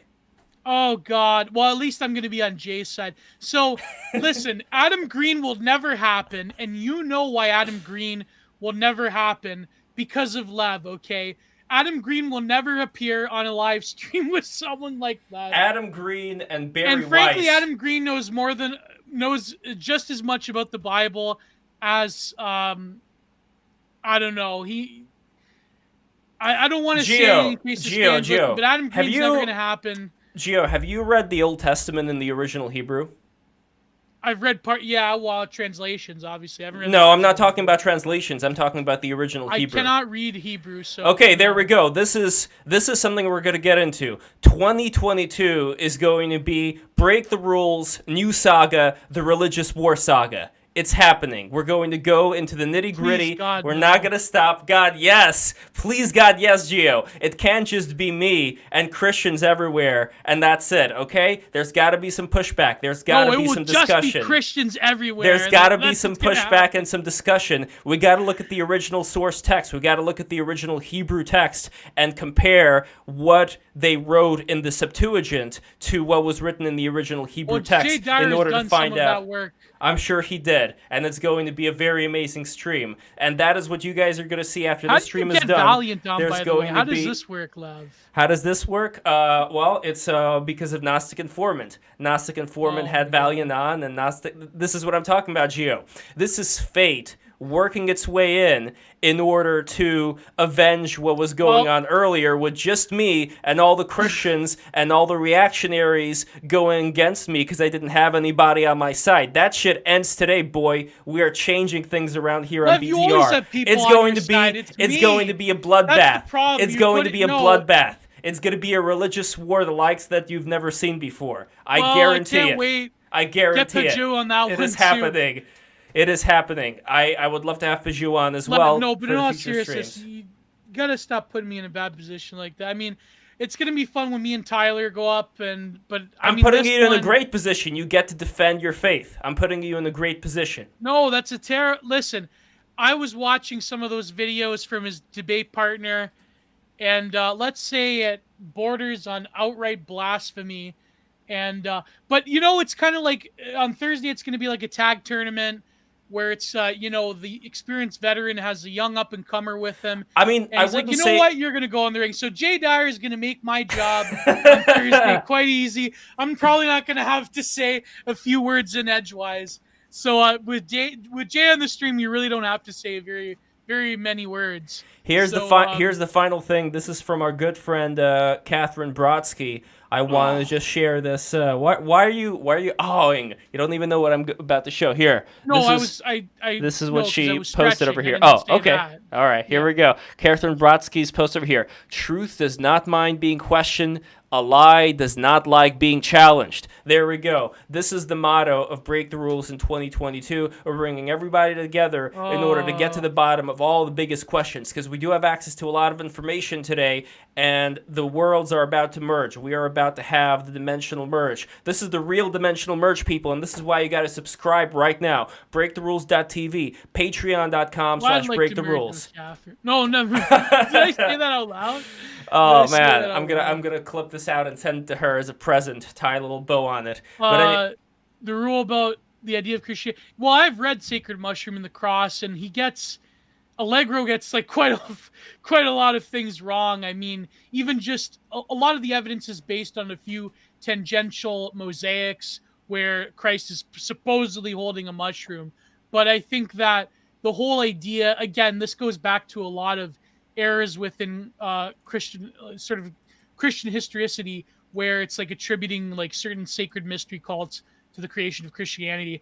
I think like the psychedelic mushroom people suffer from sort of like the same problems as like, you know, a lot of Gnostics. I mean, I get it, like the whole thing, mushroom being like the first sacrament in the flesh of Christ. I just think that it's wrong in like a lot of different, like it's not very accurate. I would agree with you, Gio. I would agree with you just because you know my stance when it comes to psychedelics. Unlike a lot of Gnostics out there, I actually think that psychedelics is something that becomes a crutch for your willpower, where you're relying on an external substance. Even the claim that certain psychedelic mushrooms were present within like the Levant at the time, I mean, psychedelia in terms of metaphysics, in terms of their spread throughout populations, is very much a global South thing. It's like it's the same with people that were trying to claim that Christ came from the East, or like, you know, he had an epic bro journey with the Buddha, something like that. It's sort of like the same. The problem is like history always follows waves, and when you have a lot of different figures coming out of that second axial age, of course, me and Tyler, we go back and forth because Tyler believes that the axial age thesis is incorrect, which I could see historically is incorrect, because a lot of these different figures that were supposedly in the second axial age are very, you know, widely apart based on geography and based on history itself, right, and time.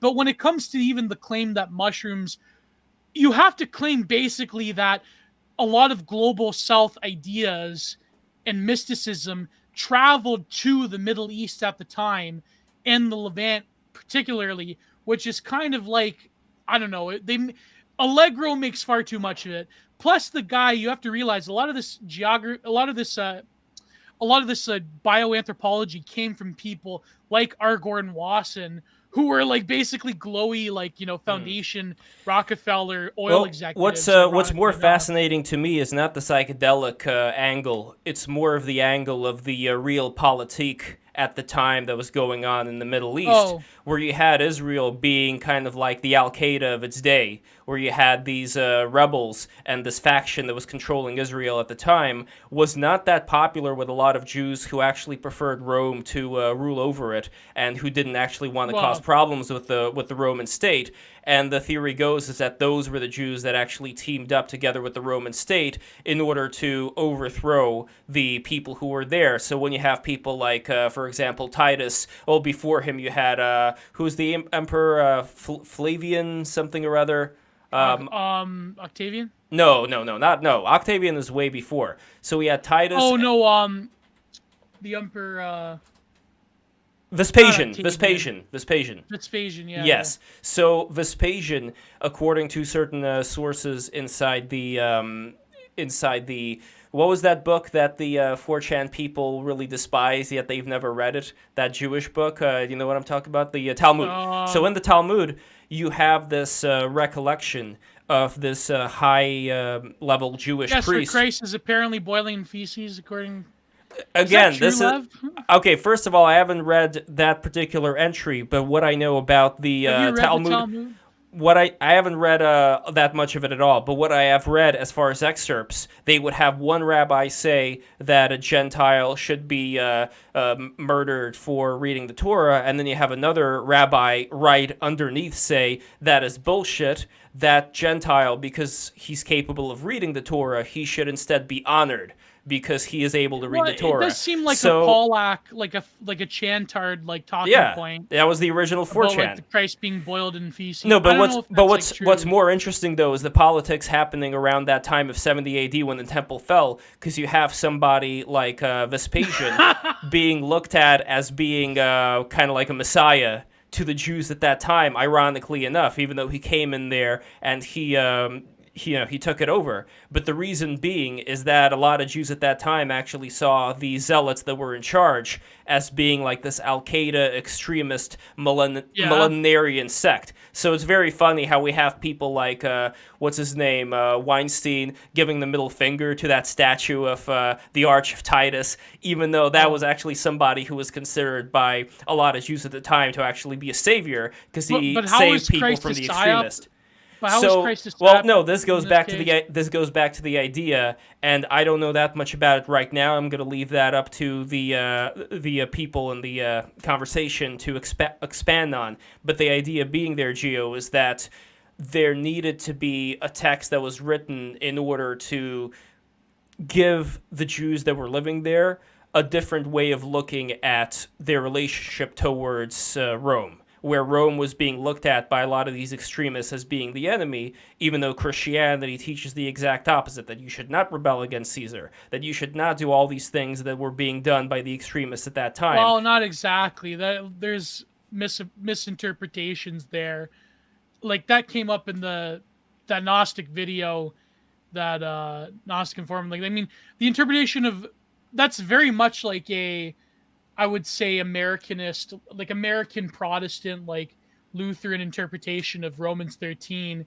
Originally, like in original Christianity, it wasn't like, do whatever the Caesar says or else. Like there's a lot of nuance in terms of the politics of the New Testament that is not really touched upon by detractors of Christianity. That think it's like, you're cucking to Caesar or whatever. Like, can you give me an example? What were the political things inside of Christianity that would? Well, no. When people bring up Romans 13 about you have to like render unto Caesar what is Caesar's, Christ wasn't saying like do whatever Caesar says, meaning do whatever worldly power says. He is saying that my kingdom is not of this world.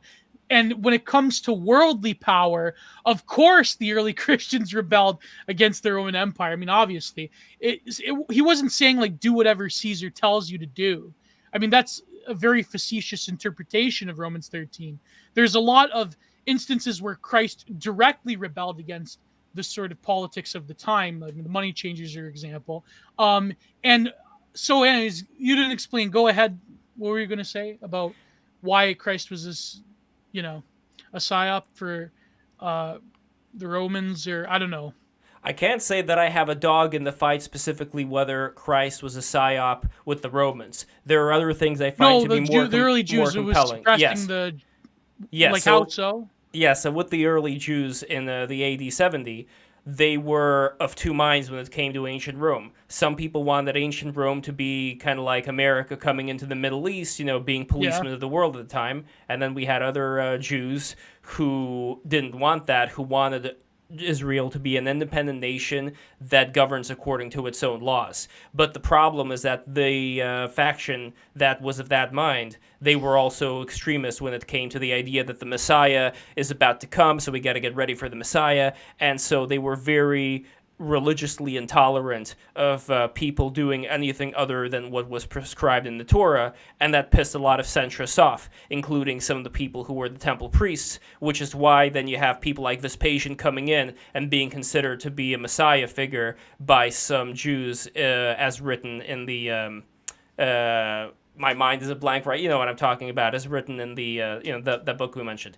So as far as Jesus Christ being a psyop, I personally have no evidence of that to show you right now. This is not something that I've read. No, but what is they claim though that Christ was designed to de-radicalize the Jews, or how does? Partly the Jews, but it doesn't stop at the Jews. Meaning that Christ would be a figure that would be used by Rome to maintain power. Where, for example, you have this Pontifex Maximus, a designation for the Roman emperor. That was what Julius Caesar was called, henceforth being given to the Pope as opposed to the emperor, but still that title Pontifex Maximus is retained. So the conspiracy goes is that even though, like I would personally say, regardless of what I have to say right now, I consider that one part of Christianity that a lot of Christians end up ignoring, I think, of treating others as you would want to be treated. That part that kind of flies in the face of all the religious wars and all the bloodshed and all that. That part I like. I'm sure that part you also like. Yeah, but Blev, that's the important you have to give part. The context of that statement. What context? It's very simple. Treat others as you would want to be treated. Treat others as you would want to be treated. As long as they don't aggress upon you, like let me read you the Bible quote, okay. Actually, Lev. It's what that means isn't treat others. It doesn't mean like tolerate others as you would, like treat others as you would yourself. it's more of saying that, in a the world as purified by Christ is, of course, you're going to treat others as you would wish to treat yourself. That's, but it doesn't mean like enable others or not weed out, evil in the world. Yeah, but with the weeding, but Gio, with the weeding out of evil, the problem that I have there is that is similar to that ancient Roman strategy of being offensive for the sake of defense, where the justification of going into the barbarian territory is that we got to go there, we got to fight them over there so they don't fight us over here. It's a similar situation when it comes to anything that you would perceive of as being heretical or bad. At a certain point, you got to call it quits. At a certain point, you got to say, okay, now we're stepping over the line. Now we're just burning, burning libraries. Now we're just torturing people. Spanish Inquisition time. Now we're getting a little bit over the line. That's kind of that's no, but back to the point that I was talking about with the psyop idea is that it was not just for the sake of the Jews, because sure, you could say that with the Jews they are not even going to buy Christianity anyway because they have the original Hebrew text, which counters a lot of the translations afterwards with the Septuagint, where the words don't end up meaning what they meant in the original Hebrew. There were mistranslations. So the Jews are not going to buy the New Testament to begin with. But despite that, the idea, I think, with Christianity was you would hold on, Gio, you gotta let me finish. The idea of this conspiracy theory is that you would keep Rome ruling over people. You would have it in a language that most of them wouldn't speak anymore, and thus you would forbid the study of Hebrew, you would forbid the study of the Torah, so people would not be able to actually go to the original source and be able to compare that. And I'd say, you know what, let's open it up. Let's see who's right. Let's read the Hebrew text and compare it with whatever you have. No, instead, it was a culture of just submitting to whatever the priests say in the language that people don't understand. To me, that's more control than anything else, which is why... Yeah, but you need that control, or else you're going to open yourself up to all sorts of misinterpretations that will lead down very heretical paths. So why not read the original Hebrew? Why not read the original Hebrew? Well, they did read the original Hebrew. Who? In the Vatican, in the Roman Catholic Church. Like, it doesn't make any sense in this equation. The people who translated the Septuagint for the masses, they're the people who, well, not even for the masses. They didn't let the masses have that. So who were the people you're talking about that read the original Hebrew? Well, who the were the chosen ones there? I mean, it's... it stopped with them. The Romans, so you let the Christian fathers read the original Hebrew. You haven't read the original Hebrew, so you're just trusting that they're going to give you the authentic version of events. Well, they're greater men than you or I, Lev. So that's. But guess what? Gio? Today we have the internet, so both of us have the ability to read it in the original Hebrew and to compare it to what the church fathers said. First of all, I don't understand how reading in the original Hebrew is this epic bacon Reddit own that people think it is. I mean, it's the same people that claim that, well, they didn't actually say gay people. They meant, cheese pizza people, even though in every ancient culture, they're pretty much, equated with each other. I don't understand how this is an epic bacon Reddit own, Lev. But this claim that Christianity was designed as a psyop to instantiate Roman power and to quell rebellion, that's obviously bullshit, because the ancient fedora tipper line from the Enlightenment onwards, from Edward Gibbon onwards, was that Christianity undermined the Roman Empire, and that we wouldn't have political instability in the West if it wasn't for Christianity. So now the pivot is that, well, Christianity is a Roman psyop because it does it make any fucking sense? Because the message of Christianity was contrary to the various Roman mystery cults and Roman political rule. So it doesn't make... So the book is BTFO'd, but Jay Dyer is going to epically destroy that narrative. Here is Luke, and from what you said, Lev. This is from Luke, and this is, of course, the New International Version, which isn't the best. This is Luke 6, 27 onwards. But to you who are listening, I say, love your enemies, do good for those who hate you. 28, bless those who curse you, pray for those who mistreat you. If someone slaps you on one cheek, turn the other also. So what that meant was sort of a comical refrain to say, well, if they slap you on one cheek, then turn the other for them. Meaning it's a cheeky way of saying that, confront your enemies with stride. It didn't mean like, become some kind of California Buddhist, Says let who? your enemies hate you. Says who? Wait, let me read. Okay. There's a lot of biblical scholar work on that line alone of turn the other cheek. If someone slaps you in one cheek, turn the other also. If someone takes your coat, do not withhold your shirt from them. Give to everyone also who asks you. And if everyone takes what belongs to you, do not demand it back. Do unto others as you have would to do unto you. So this is almost like an ironic way of saying it, to say that, well, if they take your stuff, then don't ask for it back. Because it's followed by, in 32, the other stanza, if you love those who love you, what credit is that of you? Even sinners love those who love them. And if you do good to those who could do good to you, what credit is that to you? Even sinners do that to them.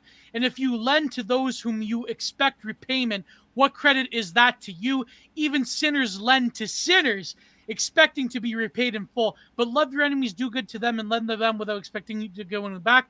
And then your reward will be great, and you will be children of the Most High, because he is the kind to the ungrateful and wicked. Be merciful to those who is father to you. So it means that even sinners have the ability to lend to them and be good to those who are sinners.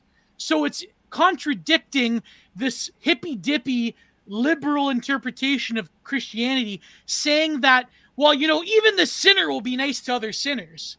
So meaning you have to rise above just baseless moral do-gooding.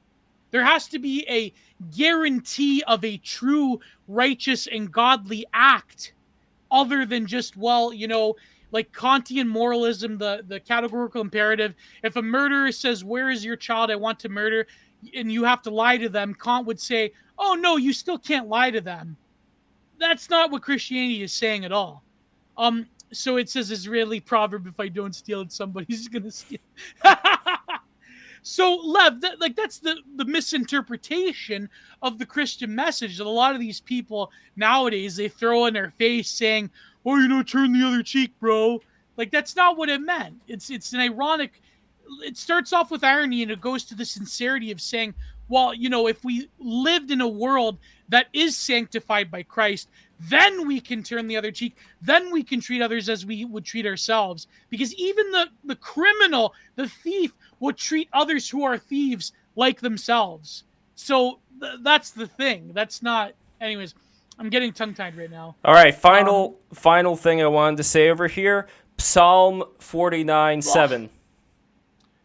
What is wait? Let me look at this. Look it up. Look Psalm 49:7. Curious what you think of that. Again, Gio, I'm not the expert here. I'm going to leave it to the people who are well read in the Bible, the Torah, or whatever, to get into this and get into the nuts and bolts and find out exactly. So Psalm 49:7. Could not have redeemed us on the cross. No one can redeem life of another or give to God a ransom for them. If there is no way to redeem or ransom someone, life is God in the eyes. This is this a hopeless state? Does this verse negate the... So this has got negate the verse that Jesus is our Redeemer, or that his death was the ransom of our souls.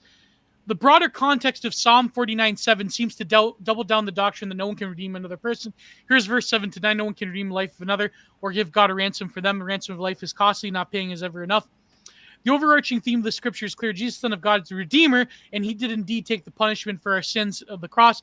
There are several reasons why Psalm 49 does not militate against this truth, and here are 4 of them. 1, primary reason is not in contradiction with the New Testament's doctrine of Christ's redemption, as the psalm is about being redeemed from physical death, not eternal death.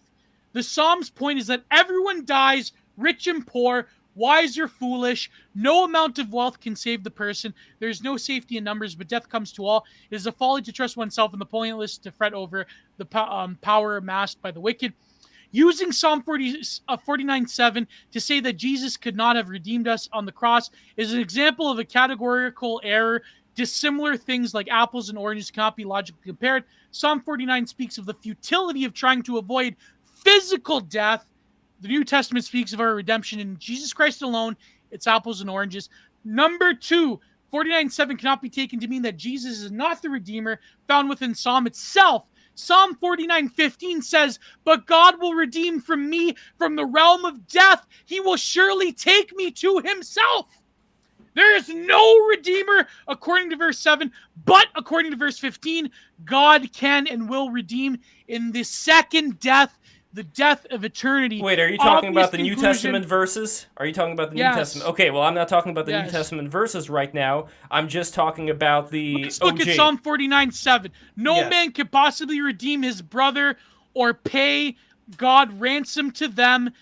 Another verse, the ransom for life is costly, no payment is ever enough, so that they should live on forever and not see decay. Meaning that they should live on in a physical death. No one can become a soothsayer with an eternal fountain of youth, tuck everlasting potion to free us of death and decay.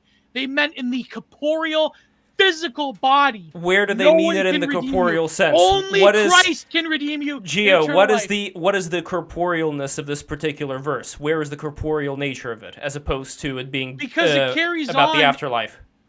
Because in the Bible, when it says Psalm 49:9, so that they should live on forever and not see decay.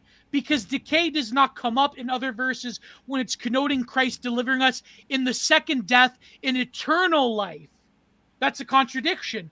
Only that which is subject to corporality can decay, not eternal life. Very So- interesting. All right, what I'm going to do is There I'm you going go, to Lev. I'm going to And say I'm not even listen. There are people far greater than me, including that's Jay Dyer right there. Mm. When it comes to biblical hermeneutics, but me, I'm just riffing off what the verse says. I mean, I'm not, keep Gio going. Well, you have a special website saved I gotta for continue whenever the Book of for Revelation whenever people ask you questions about the verses. I'm sure you've got a special bookmark website saved that give you all the answers you need to say. Well, I mean, yeah, New Advent or Catholic Answers is a pretty good resource. There But, we go. No, even just me. I mean, I know for a fact that in those verses when Christ talks about whether it's in Mark, whether it's Ezekiel, where it's talked of eternal life or the second death, even Revelation, then there is no sense in which decay is denoted because they are talking specifically about the second. The sort of the second death implies a spiritual death, so there is an occluding of those forces of decay that affect physical life. So what this verse is saying is that if anyone says to you, I will redeem you in your physical life, meaning that you have some kind of tuck everlasting potion that can deliver you into eternity, some kind of Georgianian Promethean AI program bullshit, then just ignore those people. They're not redeemed by Christ. In fact, they're probably in hell right now because they have given you a false promise of salvation. That is the whole point of Psalm. It reaffirms the totality of the New Testament to say that soothsayers, potion grabbers, Georgianian Promethean liberals, they're all going to hell. Georgiani, I hate to say it, you're going to hell, buddy, because you promise people a false salvation that is corporeal and not eternal. To be fair though, Gio, if we're talking about the 5 books of Moses and then the prophets and so on and so forth, we're not exactly given that good of an idea of the afterlife. We're not really given a good idea of what awaits us there, other than like certain base concepts of Sheol, things of that nature. So everything you're introducing here as far as, and I'm not saying that you're wrong about that interpretation of Psalms, all that I'm saying is that a lot of things having to do with this more of a Platonic idea of the immortality of the soul and so on and so forth, that comes later. So I view that as being a separate thing. So in that case, I think neither of us can actually pin down whether exactly this verse has anything to do with discrediting New Testament or crediting the New Testament either. It's kind of neither here nor there. That's how, at least from what you said and from what I read, that's the way that I'm looking at it right now. I can't really see this being used in defense of their, not being a Jesus or Jesus being a psyop from what you said and from what I'm able to see. But this is going to be a very interesting part of BTR history. Here in I Psalm can feel 49:10, it says, "For all who can say that the wise die, the foolish and the senseless also perish, leaving their wealth to others." That is clearly denoting physical death. Their tombs will remain with their houses forever, their dwellings for endless generations. But again, though they had Gio, named you're land not after going to find themselves. anything beyond physical death in the Torah. You're not going to find anything beyond physical death in the Tanakh. That is why it is false, because Christ gives us the message of eternal life. Sorry, I hate to say it, Lev. Hate to break it down that way, bro, but it's just I know it's no, but that's the problem, is that there is no clear picture within the Torah because it's a different text. Because they're not connected. Exactly. This is why you have to get rid of this whole Judeo-Christian nonsense. Then get rid of the old. Then why do you have? Then why do you have the Old Testament? No, my point is that they're unconnected. Because the Old Testament has to be viewed from the prism to the New Testament. It is a prism from which we can understand the New Testament, even if the New Testament has superseded it. That is the point. You say superseded, and I lean on it just being a different book. That's not really connected with it. You have excluded Paul. Except for certain things that are introduced. You think Paul is some anti-Semite, and that's like, Paul is. It's like logos. No. I think they've introduced. I think they introduced things. They obviously knew about the Torah and the Tanakh. They knew about it, so they took things from the Torah and the Tanakh, and they reinterpreted through the lens of Hellenism, through the lens of all these philosophies that were not there at the time that this one was written. So they made something. They made something. I think that leans on. Okay, I think that they made something where they could say the Torah has this to say about Jesus, and why? Because we say the following in the New Testament. But I think that it makes the most sense that they looked at the Old Testament and they took certain things from the Old Testament in order to justify whatever they wrote in the New Testament. That at least seems to be logical for me. But again, I don't know. You're being spun a yarn by these Gnostic people, Lev. I think that's the problem. You're being spun a yarn. There's a lot of historical inaccuracies there. Me and Tyler were actually comparing notes for this debate. There's a lot of inaccuracies. There's a lot of mistranslations. There's just using one source that was completely discredited recently. I mean, the problem is like this whole thing that, Paul was viewed, Paul took from Hellenism, and that, that created what we know as the myth of Christ. I mean, that's kind of just spurious reasoning, because the conclusions that Paul comes to is sort of completely different from Hellenistic thought in the Greek and Roman world. I mean, even Paul is saying that we are all slaves to Christ. The way he uses slavery, for instance, that we are the slaves of Christ, we are the slaves of our Father. I mean, that is completely contradictory to the system that was set up by Hellenistic thought. It's even contradictory to the natural slave thesis of Aristotle. You know what it's not contradictory? You know what it's not contradictory towards? It's not contradictory towards the Roman elites who liked the idea of there being slaves under them. It's not contradictory to that. But even the Roman elites themselves within the Christian picture are ultimately slaves to the divine as well. So they don't. Well, they could pretend to be. They could pretend to be in order to justify the slavery of the lower class. They could definitely pretend to be that. But you don't know what happens. This whole thing about Christianity and slavery, that's such utter nonsense, because they just changed it to serfdom. They changed it to serfdom. Giorgio Agamben's book on it, where he talks about the Pauline letters, even like the height of postmodern thought. Giorgio Agamben even concludes that when the connotation of a spiritual subjugation to the message of Christ, that affects both ruler and kind as well. It even says that. Even says here right in Psalm, the rich and the powerful and the foolish. The rich, the powerful, the wise, the poor, the subjugated, and the foolish will all perish, because the first death in the Christian system is a setting up a storyline for the second death, which is the eternal life that is provided to us by Christ to both rich and poor, ruler and subjugated alike. And this is a complete contradiction of a lot of Hellenistic thought, including in these Eleusinian and Mithric mystery schools that have set up this natural spiritual hierarchy that Christ has occluded. So, I'm a shooting man, to quote Iron Sheik. Gio, if something was set up as a psyop, you're expecting the psyop not to contradict itself. That's what you're saying. No, I'm saying that the critics. You're expecting it not to contradict various elements that it took from. So when I say that it may have taken things, hold on.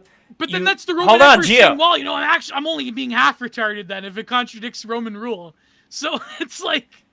No, it depends. It depends, because if you're talking about contradiction, if you're taking something from Hellenism, you're taking something from it. It doesn't mean that you're trying to be the best Hellenist, the best Neoplatonist you can be. No, the idea is to take certain things that would make this particular religion work in the favor of whoever the elites are going to be. Now, I know that you're saying that things were really fucked up back then and they had to rebuild. Keep in mind, though, that if we're talking about the Eastern Roman Empire, that didn't go away. In fact, a lot of the Geo fanboys in the chat, I'm sure that they would agree that the Byzantine Empire was the continuation of Rome. That was one of the most successful empires of all time, as they say, last 1,000-year Reich. You know, that was the original 1,000-year Reich right there. And to them, I would say, okay, great. You have your Roman elites, and you have them having continuous rule thanks to this particular text, where you have people who... Yeah, but there were different elites, though, Lev. Their rule in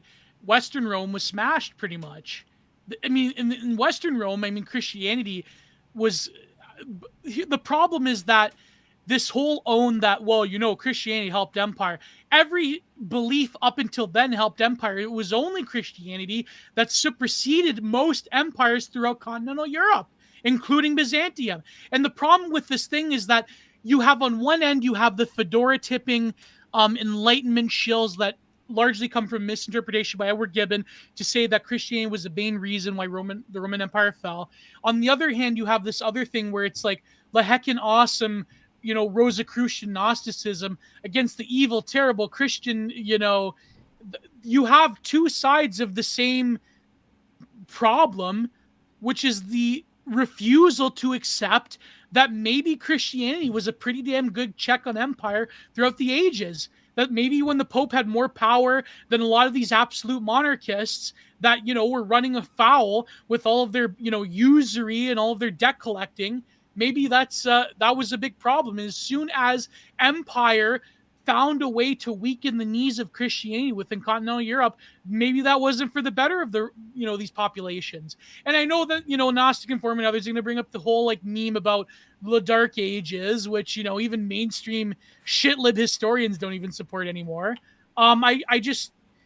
Sorry, I'm just ranting right now. I don't know. I got you fired up. It's nothing against you or anyone or Gnostic Inform. I'm just saying that. Yeah.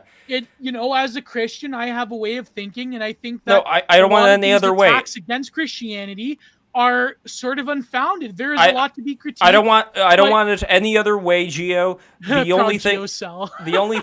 only thing I'm trying to get here is that I don't even want it to be thought of as an attack. I don't want it to be thought of as an attack. What I want this to be, and I know that it's also going to be spicy, but what I also want it to be is if somebody brings up something in Thursday's debate that, let's say, needs to be looked at more from either side, I welcome that. I welcome the ability to then go and look and research and then come back and then be able to talk about this. I think you should read Edward Fesser, in my opinion. You go and read Edward Fesser if you want a good resource for apologetics that isn't overtly theory-sellish, that isn't overtly Thomistic logic stuff. I think you should read Fesser. You should read some church fathers. I know that the Ortho Bros, they have their own favorite John of Chrysostom. John of Chrysostom. There's also other ones who are very... I forget what Jay Dyer recommends. This one book that isn't the Seraphim Rose one. It's the other one that outlines the Orthodox faith. But in terms of Catholicism, I would highly recommend Edward Fesser and other ones. I know Tyler has some... Well, Jay has become a Catholic now, right? No, he's... No? No way. No, he's total ortho, bro. Oh, really? Because I used he's like the voice of orthodoxy online. I should have used an Orthodox painting, but I used a cathedral, but that should be fine. Well, it's a nice looking cathedral. It's got the stained glass. Eternity and Man is a good resource by Chesterton, although people have contradicted... people have been uncomfortable with the thesis that Chesterton laid out that Christ had to become an atheist or something like that. But no, Chesterton's really good as well. The Eternity of Man, I haven't read all of it. I should go and actually read all of it before our debate with the Gnostics. But eventually, Gio, will you learn the Hebrew language and will you take a look at the passages in the original Hebrew? Because I don't know why this would be something that would be, why this would be something that would be thrown out of the window here. It's not some corrupting book here. It's the original fucking text, the one that the Septuagint was based on. So if you want to look at the things that Christians say, emphasize beforehand, prophesize Jesus Christ, then take a look at those things in the original Hebrew and see if they stand up. That's all I'm saying. Well, of course, but I mean, I'm saying that there are scholars within the Orthodox and Catholic Church that have looked at I mean, I don't understand it. Is there this conspiracy Christians have against looking at the original Hebrew? I don't understand this. Yeah, the Hebrew Torah was banned. It was burned during the Middle Ages. So yeah, there definitely was. Well, there were probably some kind of subversive texts within it that undermine the message of Christ. I mean, it's entirely possible. Undermine their message of Christ. We'll ask Gene Dyer about this. Can you do me a favor? Yes. Remind us about this point about the Septuagint and the Hebrew Bible. I think Jay Dyer has gone into this on his show. Oh, so man. Yeah. I will definitely remind you. I don't even have to remind you. So pick his brain about it. This is definitely something that's on my mind, and this is going to be a lot of fun. I can't wait. So, guys, here's the link. The Jew as a teacher, Dyer's. Yeah, I agree with that. Dyer is definitely more of a fiery. Well, he's got the word Dyer in his surname. That should tell you something. He's relentless. Just be prepared for fireworks. That way. He is totally. I definitely am. So here is the link, guys. Over here, you can see it in the chat. Jay Dyer versus James Valiant. You're also going to see this link after this stream concludes. So go there, and if you want more of this, whether you're the Christians that want to totally body whoever says anything against your faith, or if you are people who want to body the Christians, either way, if you want these spicy, magical confrontations to keep happening, Patreon.com. I can't stress this enough. Patreon.com/breaktherules. Go there right now.